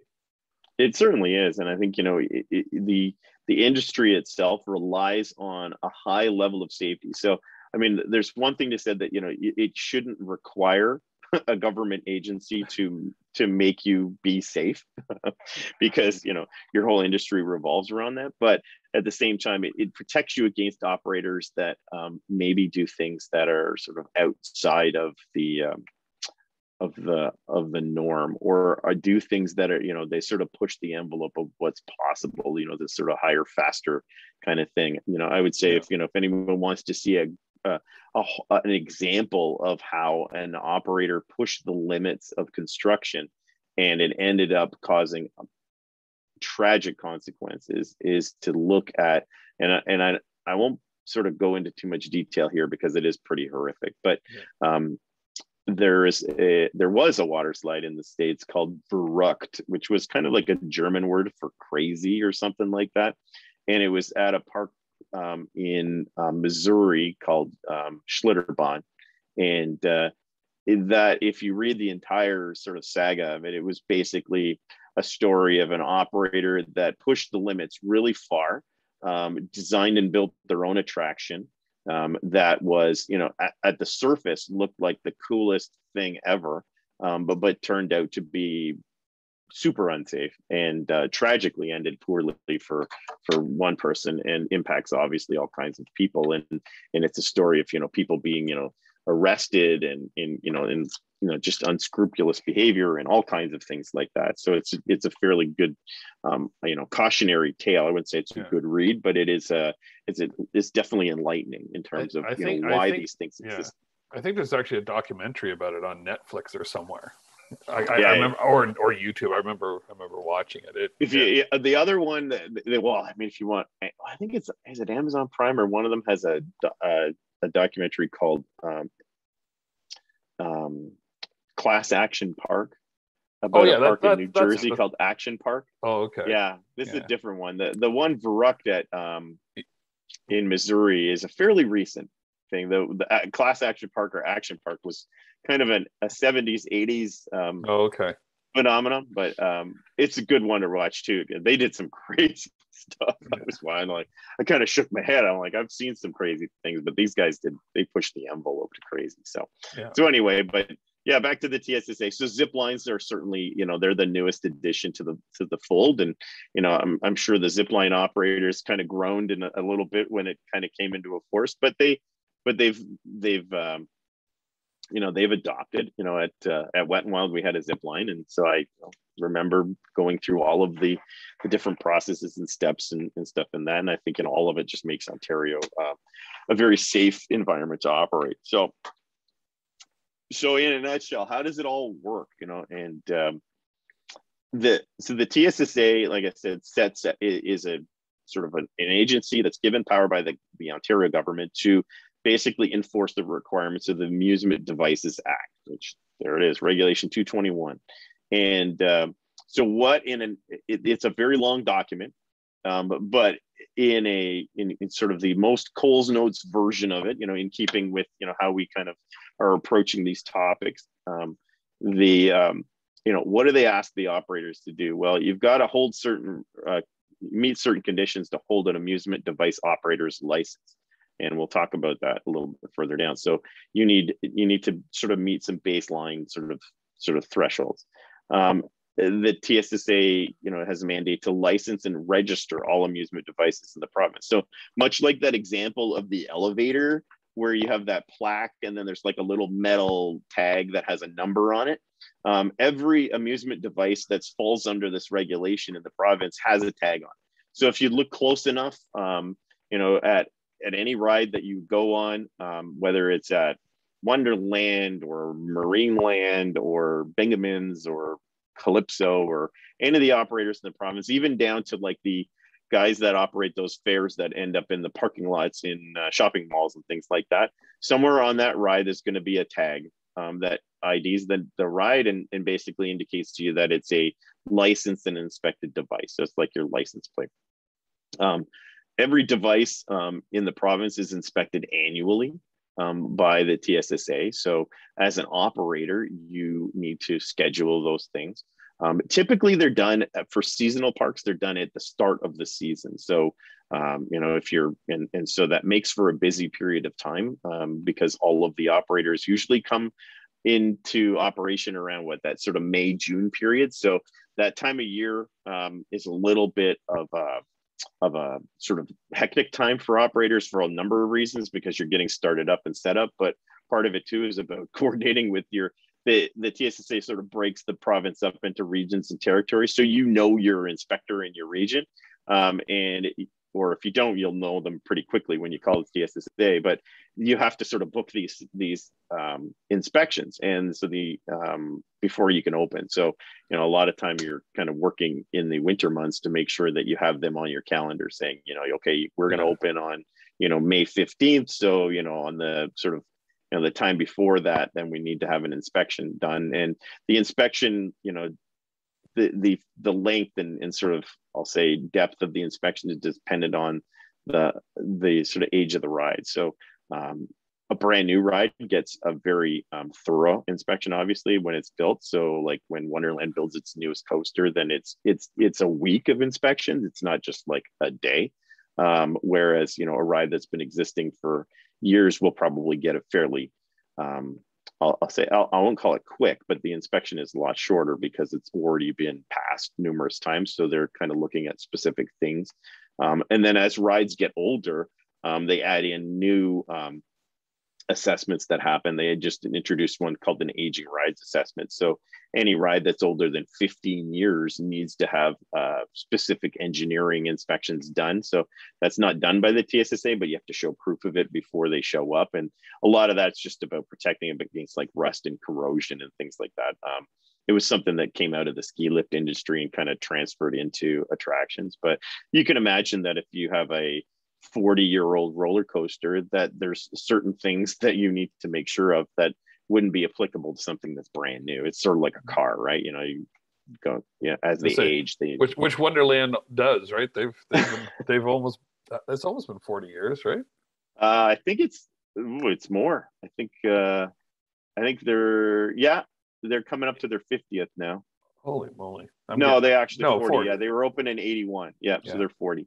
So yeah, I think their 40th anniversary celebration is going to it was supposed to happen this year, but they kind of put it on hold because of the COVID stuff. But I know that they're doing something next year that would be like their big thing. But yeah, like a 40-year-old roller coaster is you're getting on an antique. I mean, most people don't drive their cars for more than 8 years, and all of a sudden now you've got this this big wooden behemoth, and that's operated like, what?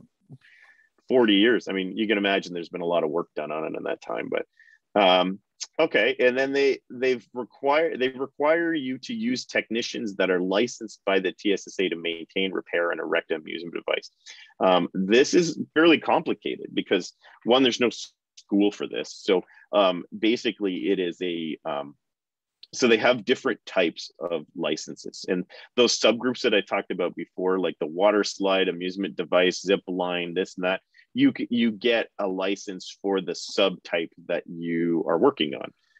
And how do you get those licenses? Well, you have to go under, like, you have to train with an already licensed mechanic. So for example, if you have a licensed amusement device mechanic, an AD license, then they would put like their apprentice under them, and you need to accrue a number of hours, which usually adds up to about 2 or 3 operating seasons of time to accrue enough hours to then go write a test, basically, to show your proficiency in maintaining these types of devices.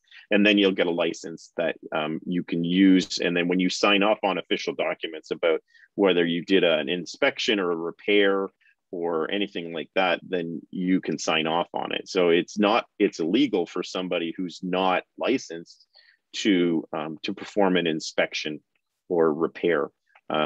You can assign or you can sub someone under a licensee. So like for water slides, for example, usually you have the lifeguards kind of walk down the slides in the morning to make sure that they're fine.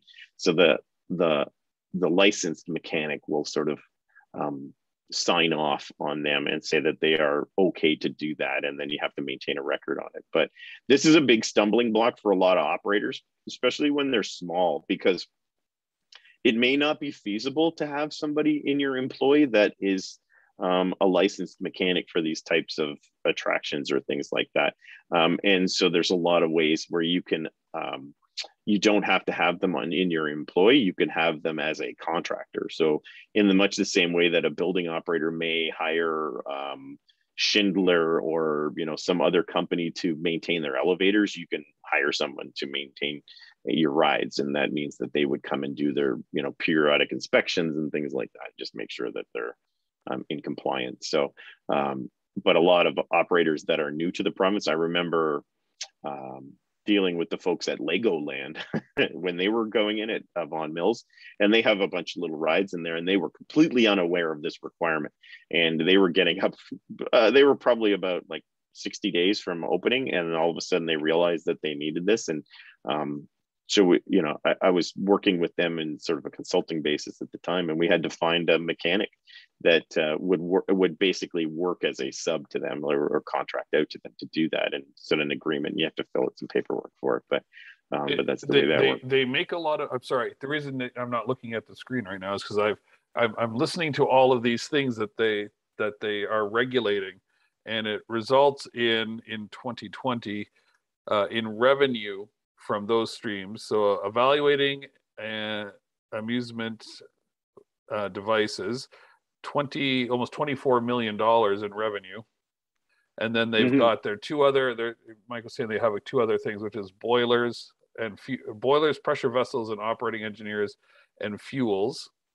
And so their total revenue in there was almost 60 million. And then they also made 10 million in non-regulated regulatory business revenue. So I think that would probably be the what you were just talking about here, the licensing of the inspectors and all of that kind of stuff. So yeah, it's a $70 million organization. Yep. And so they are. That's crazy. It's crazy. I didn't look to see. I think it's not for profit, so I bet you their expenses are pretty high too. They certainly are. So yeah, they're. But that's how they are funded, is by the fees in which they are allowed to charge, and they are given under the act. They are given the ability to set those fee schedules. So. Yeah, and so that's part of your sort of business, when we talk about sort of setting your business plan before your sort of expenses and costs, then you would have to factor in your licensing and things like that. So every device that you put in is going to require, an annual license and your license permit to be an operator and things like that. Yeah. So the TSSA also... Just so you know, so I'm sitting there, bitching about how much money they made, but they took a $300,000 loss last year. So yeah. So that's because they didn't get a lot of fees from amusement parks because they weren't paying their. That's right. If at Wet and Wild, when the pandemic hit, the first thing I did was call the TSSA and say, well, if we don't open this season, are we going to get refunded for the money we just paid for those licenses? And they were like, yep. So at the end of the year, they had to cut a check to the park because in 2019 it did not operate at all. Right.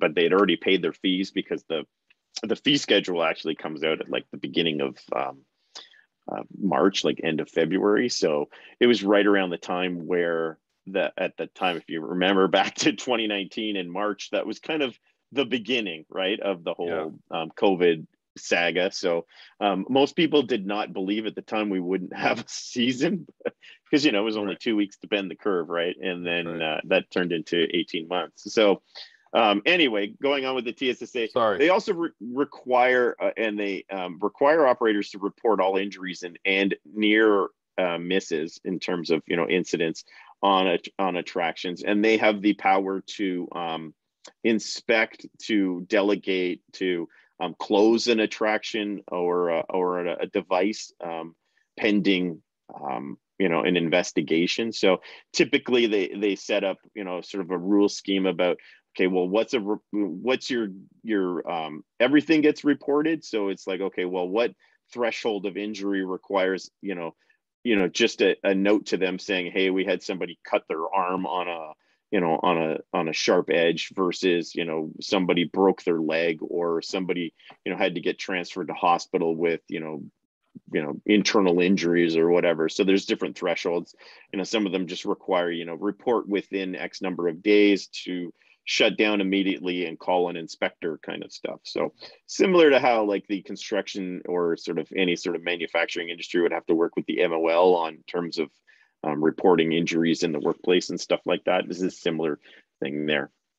And then the TSSA requires that owners and operators train their staff, so train their operators and document their training in some way. So they don't set out the sort of how part to it, but they just say that there's a requirement for that. So typically you have some sort of checklist or something like that as an operator that would sort of document that you've received training in your, you know, on the use of that device and any component pieces of that. So, but that would be required in the act. So any questions so far?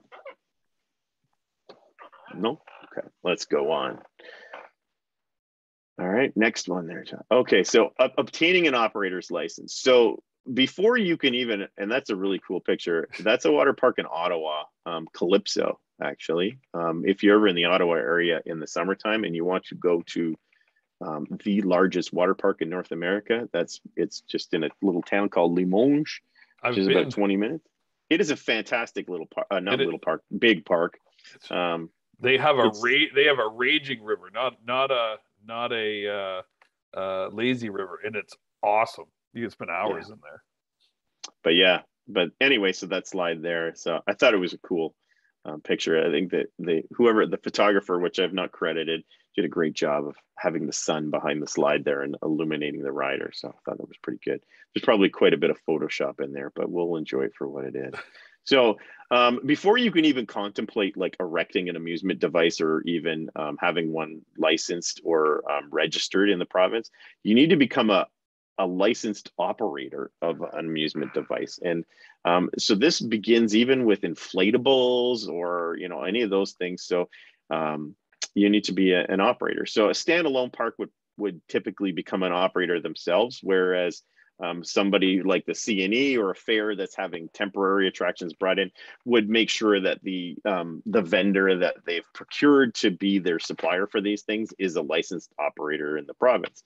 And so you need to complete a application package, and it sort of makes sure that you understand your obligations. And these are the basic ones here that would cover in there. So the first and most important is you need to be insured.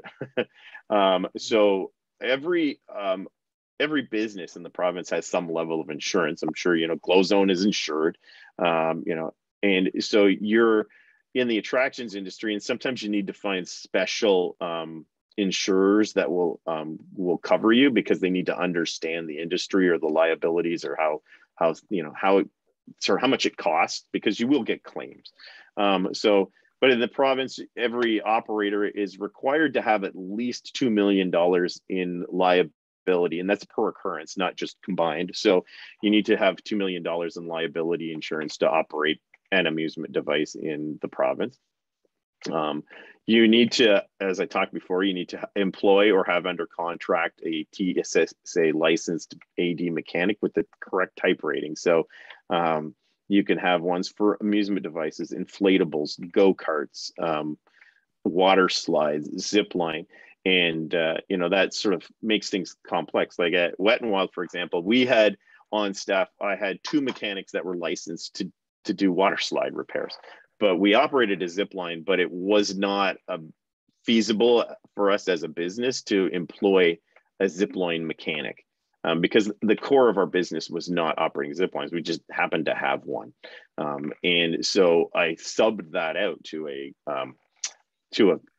contracted mechanic who then did that work for me. So it increases your costs, but it allows you to work around that because you may not have that. And in case of the inflatables one, typically, you may be, that sort of in that situation where you may have to find somebody who like has, that sort of resources or whatever, you have to pay them to do it. So the third point here, and they say, is it employs an individual with the full knowledge of the act and how it pertains to their obligations. So in most situations in an amusement park setup, like the sort of Wonderlands, the Calypso's, Wet and Wilds, or whatever's, that would be the director of operations or similar. So somebody at the facility needs to know exactly how the act works, and they will, you have to attest to it in the license application that you understand your obligations, that, in terms of reporting, licensing, all that kind of stuff. So that's one of those like ignorance is no excuse kinds of things. So that if you are operating in a way that's contrary to the act, and I would say commonly that's about like reporting guidelines, that TSSA is going to come and find you at some point in time and say, hey, we want to talk to you about this, and they can fine you if you are willfully ignorant of the act.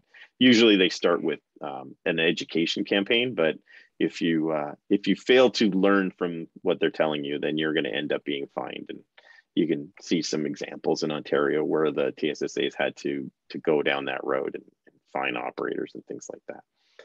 And then obviously the last part is you have to pay your fees as required. So to be an operator, so you got to pay for your licenses and things like that. So, all right. So how do you get an amusement device licensed in the province of Ontario? Let's see, how are we doing for time? 10:16. So do we want to take a quick break, or do you think we just want to soldier through here, Chuck?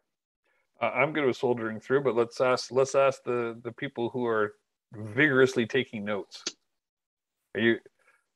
Are you good with continuing? All right. I think we're getting pretty close to the end of this anyway, okay. Right? So I think so. So I think so yeah, we should probably, I don't think we're going to get right to like 11 o'clock today, but we'll see. It depends on where things go, I guess, in terms of our discussion. So okay. All right. So yeah, so here's a picture. This is awesome. That was taken by me because that's a ride that I worked on building. So that's at Wet and Wild. And you can see it was a long way from completion, but yeah, that was pretty cool time. All right, so how do you get a license in the province of Ontario? So the first step to that is, once you've become a licensed operator, you can submit what is known as a technical dossier. So that's a submission package that's fairly lengthy, that goes to TSSA engineering, and it basically details exactly what it is that you are building and how it is being built, all of the sort of components in there. And it's a fairly heavy process. It requires an engineer, a licensed engineer in the province of Ontario, to sign off on the dossier.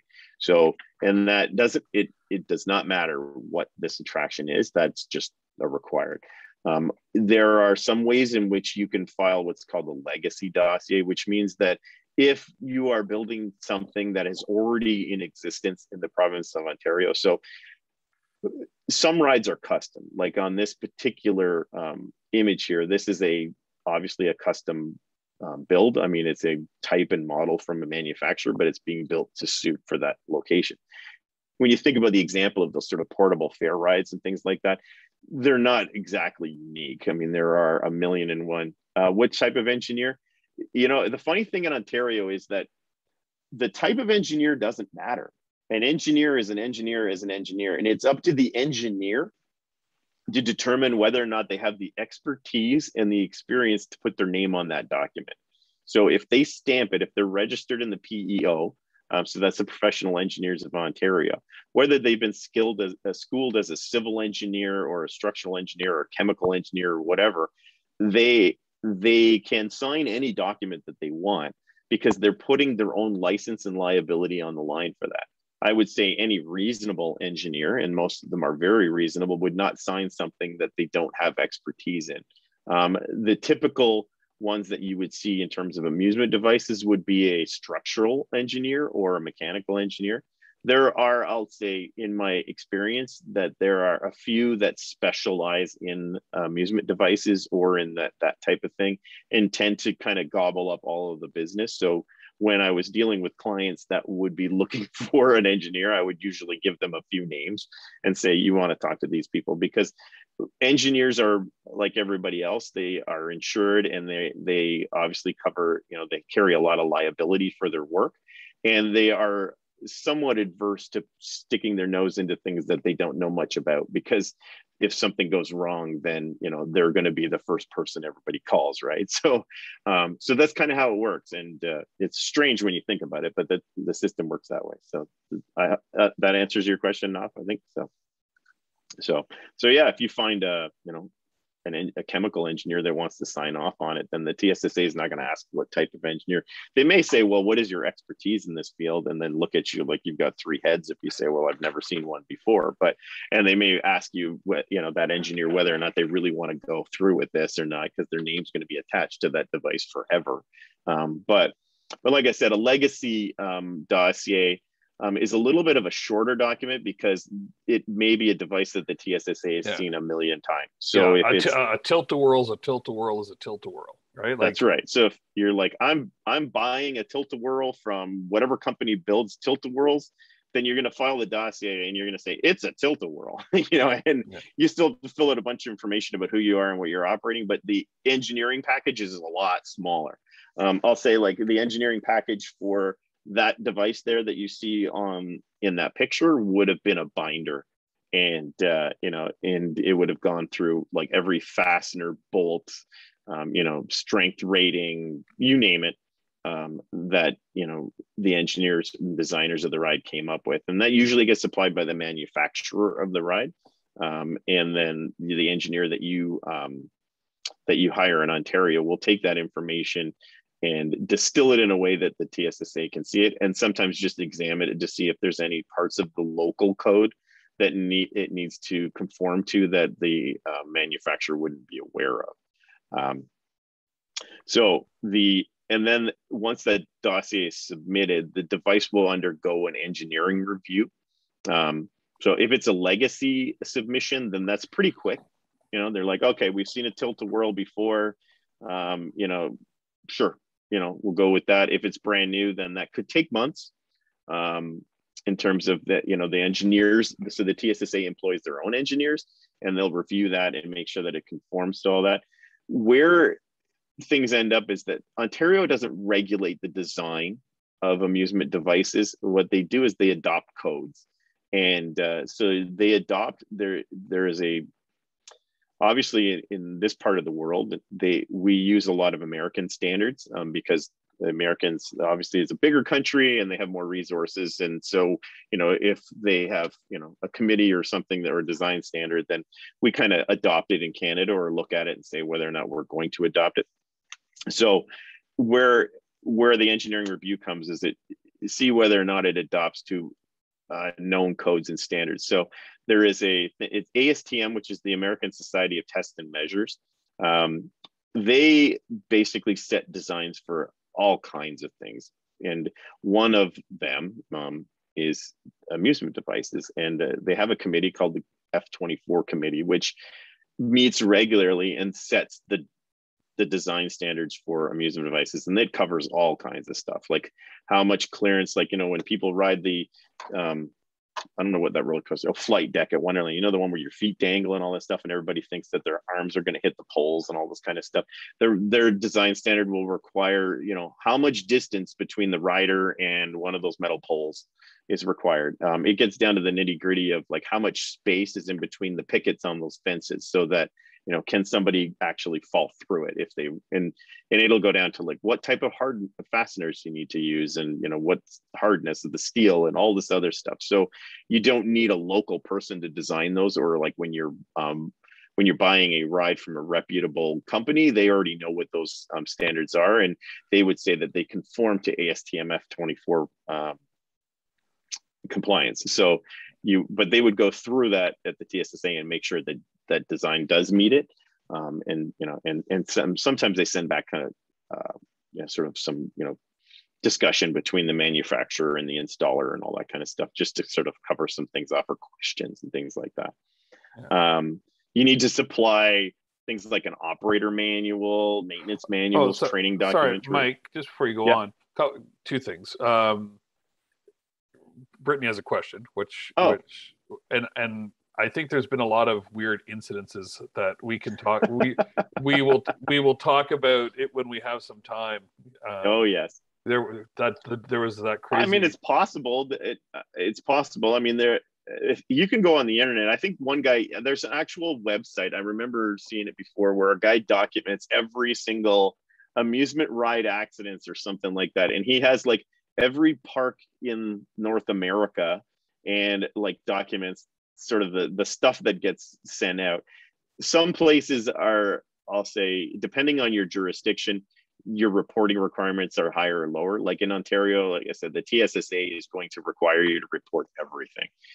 So sometimes that becomes public knowledge. In some states, for example, Florida, there is no requirement to report, because well, I'd say that the operators there have a lot more sway than they do up here, because they're a larger part of the overall economy. Yes. So they tend to be internally, and I said they are required to monitor and regulate themselves, and obviously they want to do that in a manner that is professional and and above board, because they're they want to continue to operate and draw in the millions of people that they do. But it certainly kind of makes it a little more mysterious, because sometimes they don't want their dirty laundry being aired publicly. But it's possible. I think the regulations, like every other regulation, these things in these standards evolve over time based on real world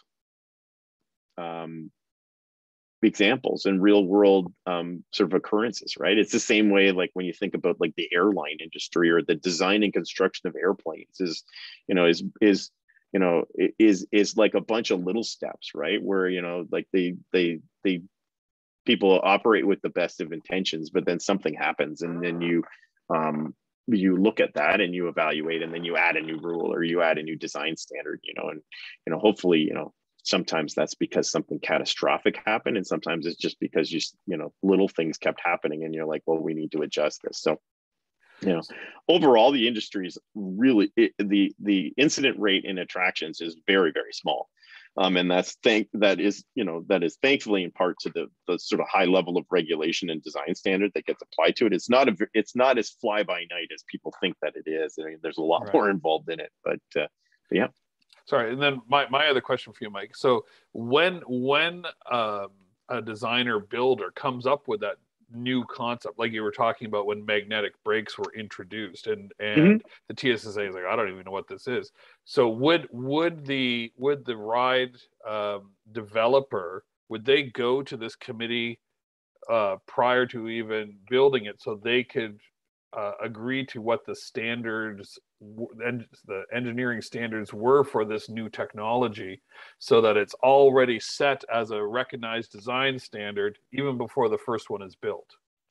Sometimes I'll say a lot of this stuff is proprietary, right? So they don't want to let the cat out of the bag completely, right? But what they do is look for, in the ASTM thing, sometimes it talks very specific, and sometimes it's very I'm going to say it's purposely vague in saying that you can approach this problem in a number of ways, but either way you do it, the end result must be this. And so that you can say it's got to come to a full stop within 150 feet of this point. Okay. Yeah. So then you're talking more about performance than actual design, and then it's up to the designer or the person that invents it to then sort of show the ASTM committee that it conforms to that spec, right? And say, okay, well, here we go. And there are a lot of like other agencies around the world, like in Europe, they use something called the TUV, which is very similar, that would look at these things, and they all share information. So there's a lot of sort of cross, standardization, but there are differences. Sometimes, like if you buy a ride that's made in Europe, you have to specify that you need North American electrical standards applied, because European wiring and electrical standards are different than North American ones. And that doesn't just come down. I mean, anyone who's traveled knows that, you sometimes need weird adapters, right, to plug into things, but it goes down to even like what buttons are okay, and, what type of wire you use in something. So you have to specify to the company that you're buying from that, we're using this in the North American market, and then they would sort of build it to that specification or whatever. Yeah. Okay. So, so like I said, you would have to supply your sort of documentation in terms of, what's your operating manual look like. The manufacturer will supply you, usually if you're buying from like in this case, this ride is built by a company called ProSlide Technologies, which is one of the world's largest manufacturers of water slides. The funniest thing about water slides is that Canada has the two largest designers and manufacturers of water slides in the world, sort of housed within it, on our Canadian companies. And ProSlide Technologies is out of Ottawa, and Whitewater West is out of Vancouver. And they probably capture about 80% of the market in water slides, which is kind of weird when you think about it, that a Canadian company has expertise in water slides, seeing as we're definitely a winter country. But they'll supply you with their maintenance. It's sort of like, buying a car, right? You get that maintenance manual or whatever, except it's a lot more specific, and it tells you what your sort of weekly, daily, monthly, annual inspection, regimes need to be. And that's what you would sort of pass to your technicians, right, in terms of them to understand it. And usually there's some training involved from the manufacturer at some point in time to understand it. But you need to supply all that stuff that gets reviewed. And then the final piece of it is that it would, once it's built, and so you can continue to build it while all this review is going on. It just may mean that you don't get to open it. so sometimes you kind of want to step it in the right way, or if you think that it's going to be contentious, that you kind of have those discussions first before you put shovels in the ground. But in this case, like, all of that is going on while the design and construction and planning, because there wasn't much of a thought that this wasn't going to pass. I mean, there may be some alterations or whatever, but in the end, you're using a reputable designer manufacturer who was familiar with the landscape in Ontario too. So, I mean, in particular, these guys are based in Ottawa. So, when you tell them you're building it and you're building in Ontario, they know all of these things. And it needs to undergo an inspection. So an initial inspection, as I mentioned before, which is fairly lengthy. To go through and make sure, it's that sort of, the manufacturer usually checks it out first, and then the TSSA will come in and they'll go through their thing. And then annually it gets re-inspected to make sure that nothing's changed, that it's well maintained, that it meets all the requirements of the act, all that kind of stuff. And you go through that kind of thing. So, and then you're going to have an opening, a ride that's open. So I guess, for leaving it at that, I mean, it's a fairly lengthy process, and there's a lot that undergoes it. I think, obviously when you're looking as an operator, if you're on small budgets and you're doing things that are small, then you want to look for things that have been done before, so that you're not adding a lot of complexity or a lot of problems to your mix. But if you wake up tomorrow and decide you want to build your own water park, then you're going to be in for a lot. But even take it down. If you decide you want to do, open an inflatable rental company, or be your own owner operator and lend out the services to parties and fairs and that kind of stuff, and make a living doing inflatables. Now you need to factor in, and it's a really good example because you wouldn't have thought of it. You got to factor in the additional cost and training that you as the owner operator will have to do, and the cost of the annual inspections and all of that thing. And it will be by device. If you have one, it'll be one cost, but if you have two, it'll probably be twice as much. because you're going to have to license both. You're going to have now make sure you have the insurance and do all of those things that allow you to operate an amusement device. And an inflatable is considered an amusement device. To be honest, we didn't even look at that when we were opening up Glow Zone. We didn't even think of laser tag or mini golf as being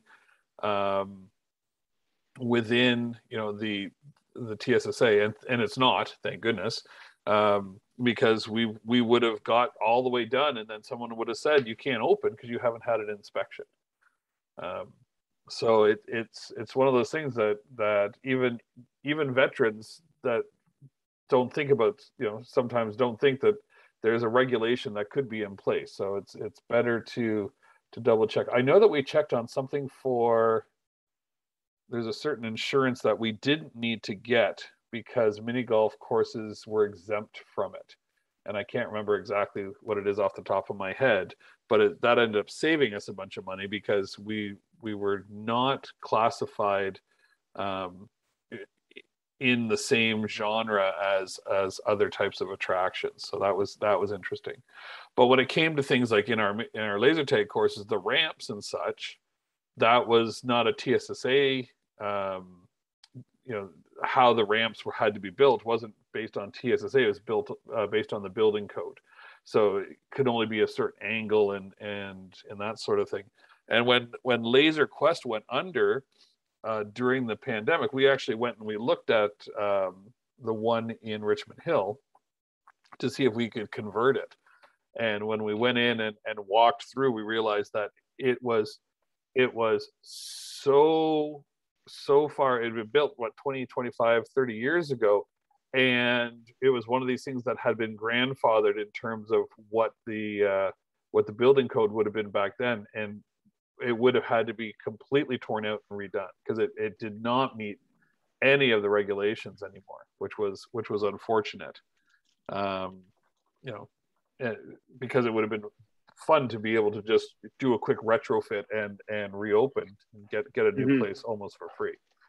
Yeah. So, and sometimes that happens, and that you know, the grandfathering of things, you know, works in that, you know, if as long as it stays the way it is, then you don't have to change it. But much like house construction or things like that, if your changes or your alterations are significant enough, sometimes you end up turning this into a new installation and basically getting you locked into trying to undo some things, and that increases costs. Yeah. So and that's something that, you know, as things get older or attractions get older, and like my example of the Cinesphere, where we wanted to obviously improve the building, but at the same time we didn't want to introduce significant enough changes that would force it to have to comply with rules that it was not specifically designed to do. And you know, that was part of the aesthetic, right? That I didn't want to remove, you know, 25% of the seats and, you know, and have to add a row in the middle that would sort of change the character of the building.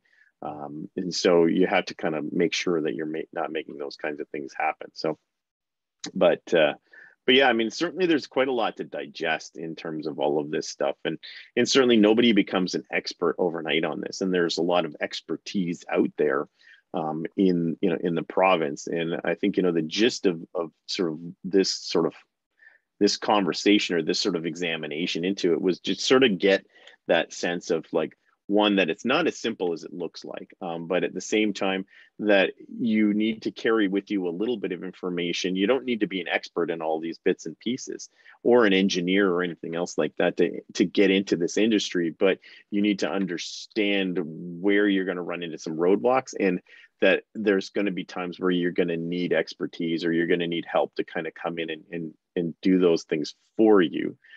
To learn it. You know, it's like everything else. You don't just wake up one day and decide that you're going to become, you know, an amusement operator. You know, you need to learn it.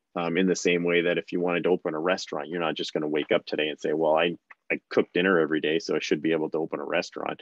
It just it doesn't work that way, right? It's just a much more complicated endeavor.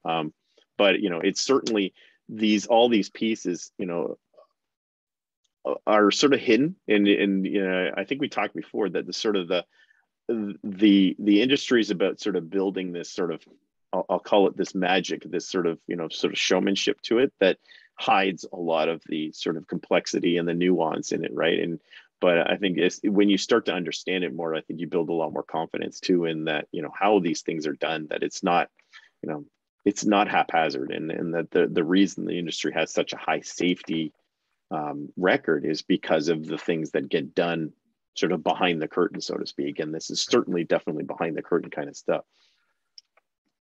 Yeah. So with that, is there comments, questions, stories you want to hear?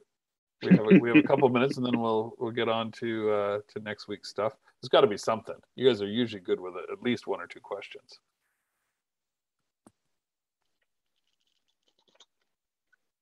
Knowing all this stuff does make it difficult for you to go back to an attraction and see it through the lens of the public. The lens of the public. Absolutely, it does. So. And suddenly you're going and you're like, oh man, they're not doing this right. Oh, what are they thinking? And you never, very rarely do you see the good. You can't look at it through the good. You're looking at all those little nitpicky things now that you know what to look for. And I know it drives Trish nuts when we go somewhere and I'm getting all bent out of shape, and she's like, is this really affecting you? Like is what you're seeing, does it have any bearing on your day? I'm like, no, not really, but it's just driving me nuts because I'm always thinking there's ways that you can improve what you're doing. So yeah. So, and I would say the elements of my career that have provided the most reward are things like that last picture there with the sort of building of the slides and that kind of stuff, where that was a lot of work, and it was certainly, it pushed everybody, I'll say, to their limits in terms of, what we were able to accomplish. And, everything here has been, it's done on schedules and time and budget and all these things. And, there's all these little things that happen every day. And, when you're working towards a goal too, this particular device, we had a date in mind. We were selling tickets. We were telling people, that it was going to happen. There was a marketing campaign. There was all these kinds of things. And behind the scenes, there's an entire team of people, including myself, that are trying to make sure that happens. And there's a lot more involved in it. And, that you generally don't want to bore the public with all the reasons why, it's hard, but, that you get through that. But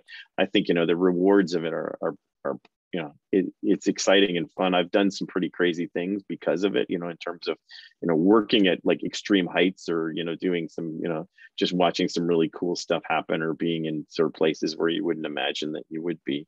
But, it certainly does, in the end, when, some people ask me, well, what did you do all winter while you worked at the water park? Well, that's what I did. And, it's certainly, people don't see it because the industry doesn't not typically advertise it because it's not exciting. It's like, it's not your product, right? It's your product as the end result. It's the same way that, a restaurant probably doesn't show you in the background how they're making the meal. They just show you what it looks like on the plate and how it tastes. It's the same idea. But, yeah. I think a lot of people in operations, they enjoy the kind of behind the scenes look and pulling back the curtain. So, but like, having said that, as Central Counties, some of our best read, most engagement type of communications pieces are when we do behind the scenes work at the various attractions, because people actually want to know, right? Like we did a whole series last year, and when we were promoting Canada's Wonderland, it was meet the ride mechanic, and it was, the guy had been there 25 years and had this great story about all the cool things he had done. Like you said, behind the scenes, people want to know that. So it's an interesting, because what's normal to them, right? They're just normal every day. It's completely unique to someone who has no idea what goes on, because they just assume that everything is hunky dory. But it's true. It's kind of a neat way of marketing is providing that glimpse into how it works. Well, perhaps one day in one iteration of this course, when we don't have to all meet virtually, that it will involve a sort of hands-on, let's go and take a look in the back. But that was our hope, right? When we were envisioning this very first cohort going through, what we had hoped to be able to do was we'd meet 1 week at Reptilia across the street from the campus, and we'd meet 1 week at Putting Edge or iFly, and part of the class would be understanding how their operations work. So hopefully we'll get there. And who knows, you guys are still in this for a little bit. When things open up in the winter and the spring, maybe what we'll do is we'll pick a time and Mike and I will arrange something, and we'll reach out, and anyone who wants to come and see see what's happening behind the scenes, we'll just invite you out, because you guys are the very first group coming through, and you should, and as Naf said, envying the future students, you shouldn't have to envy them. You are the future students, and you're the pioneers. So we'll make it so you can get to do some of those fun things. That's my commitment. Mike, I just put you in the commitment. We're both there. We go. Now.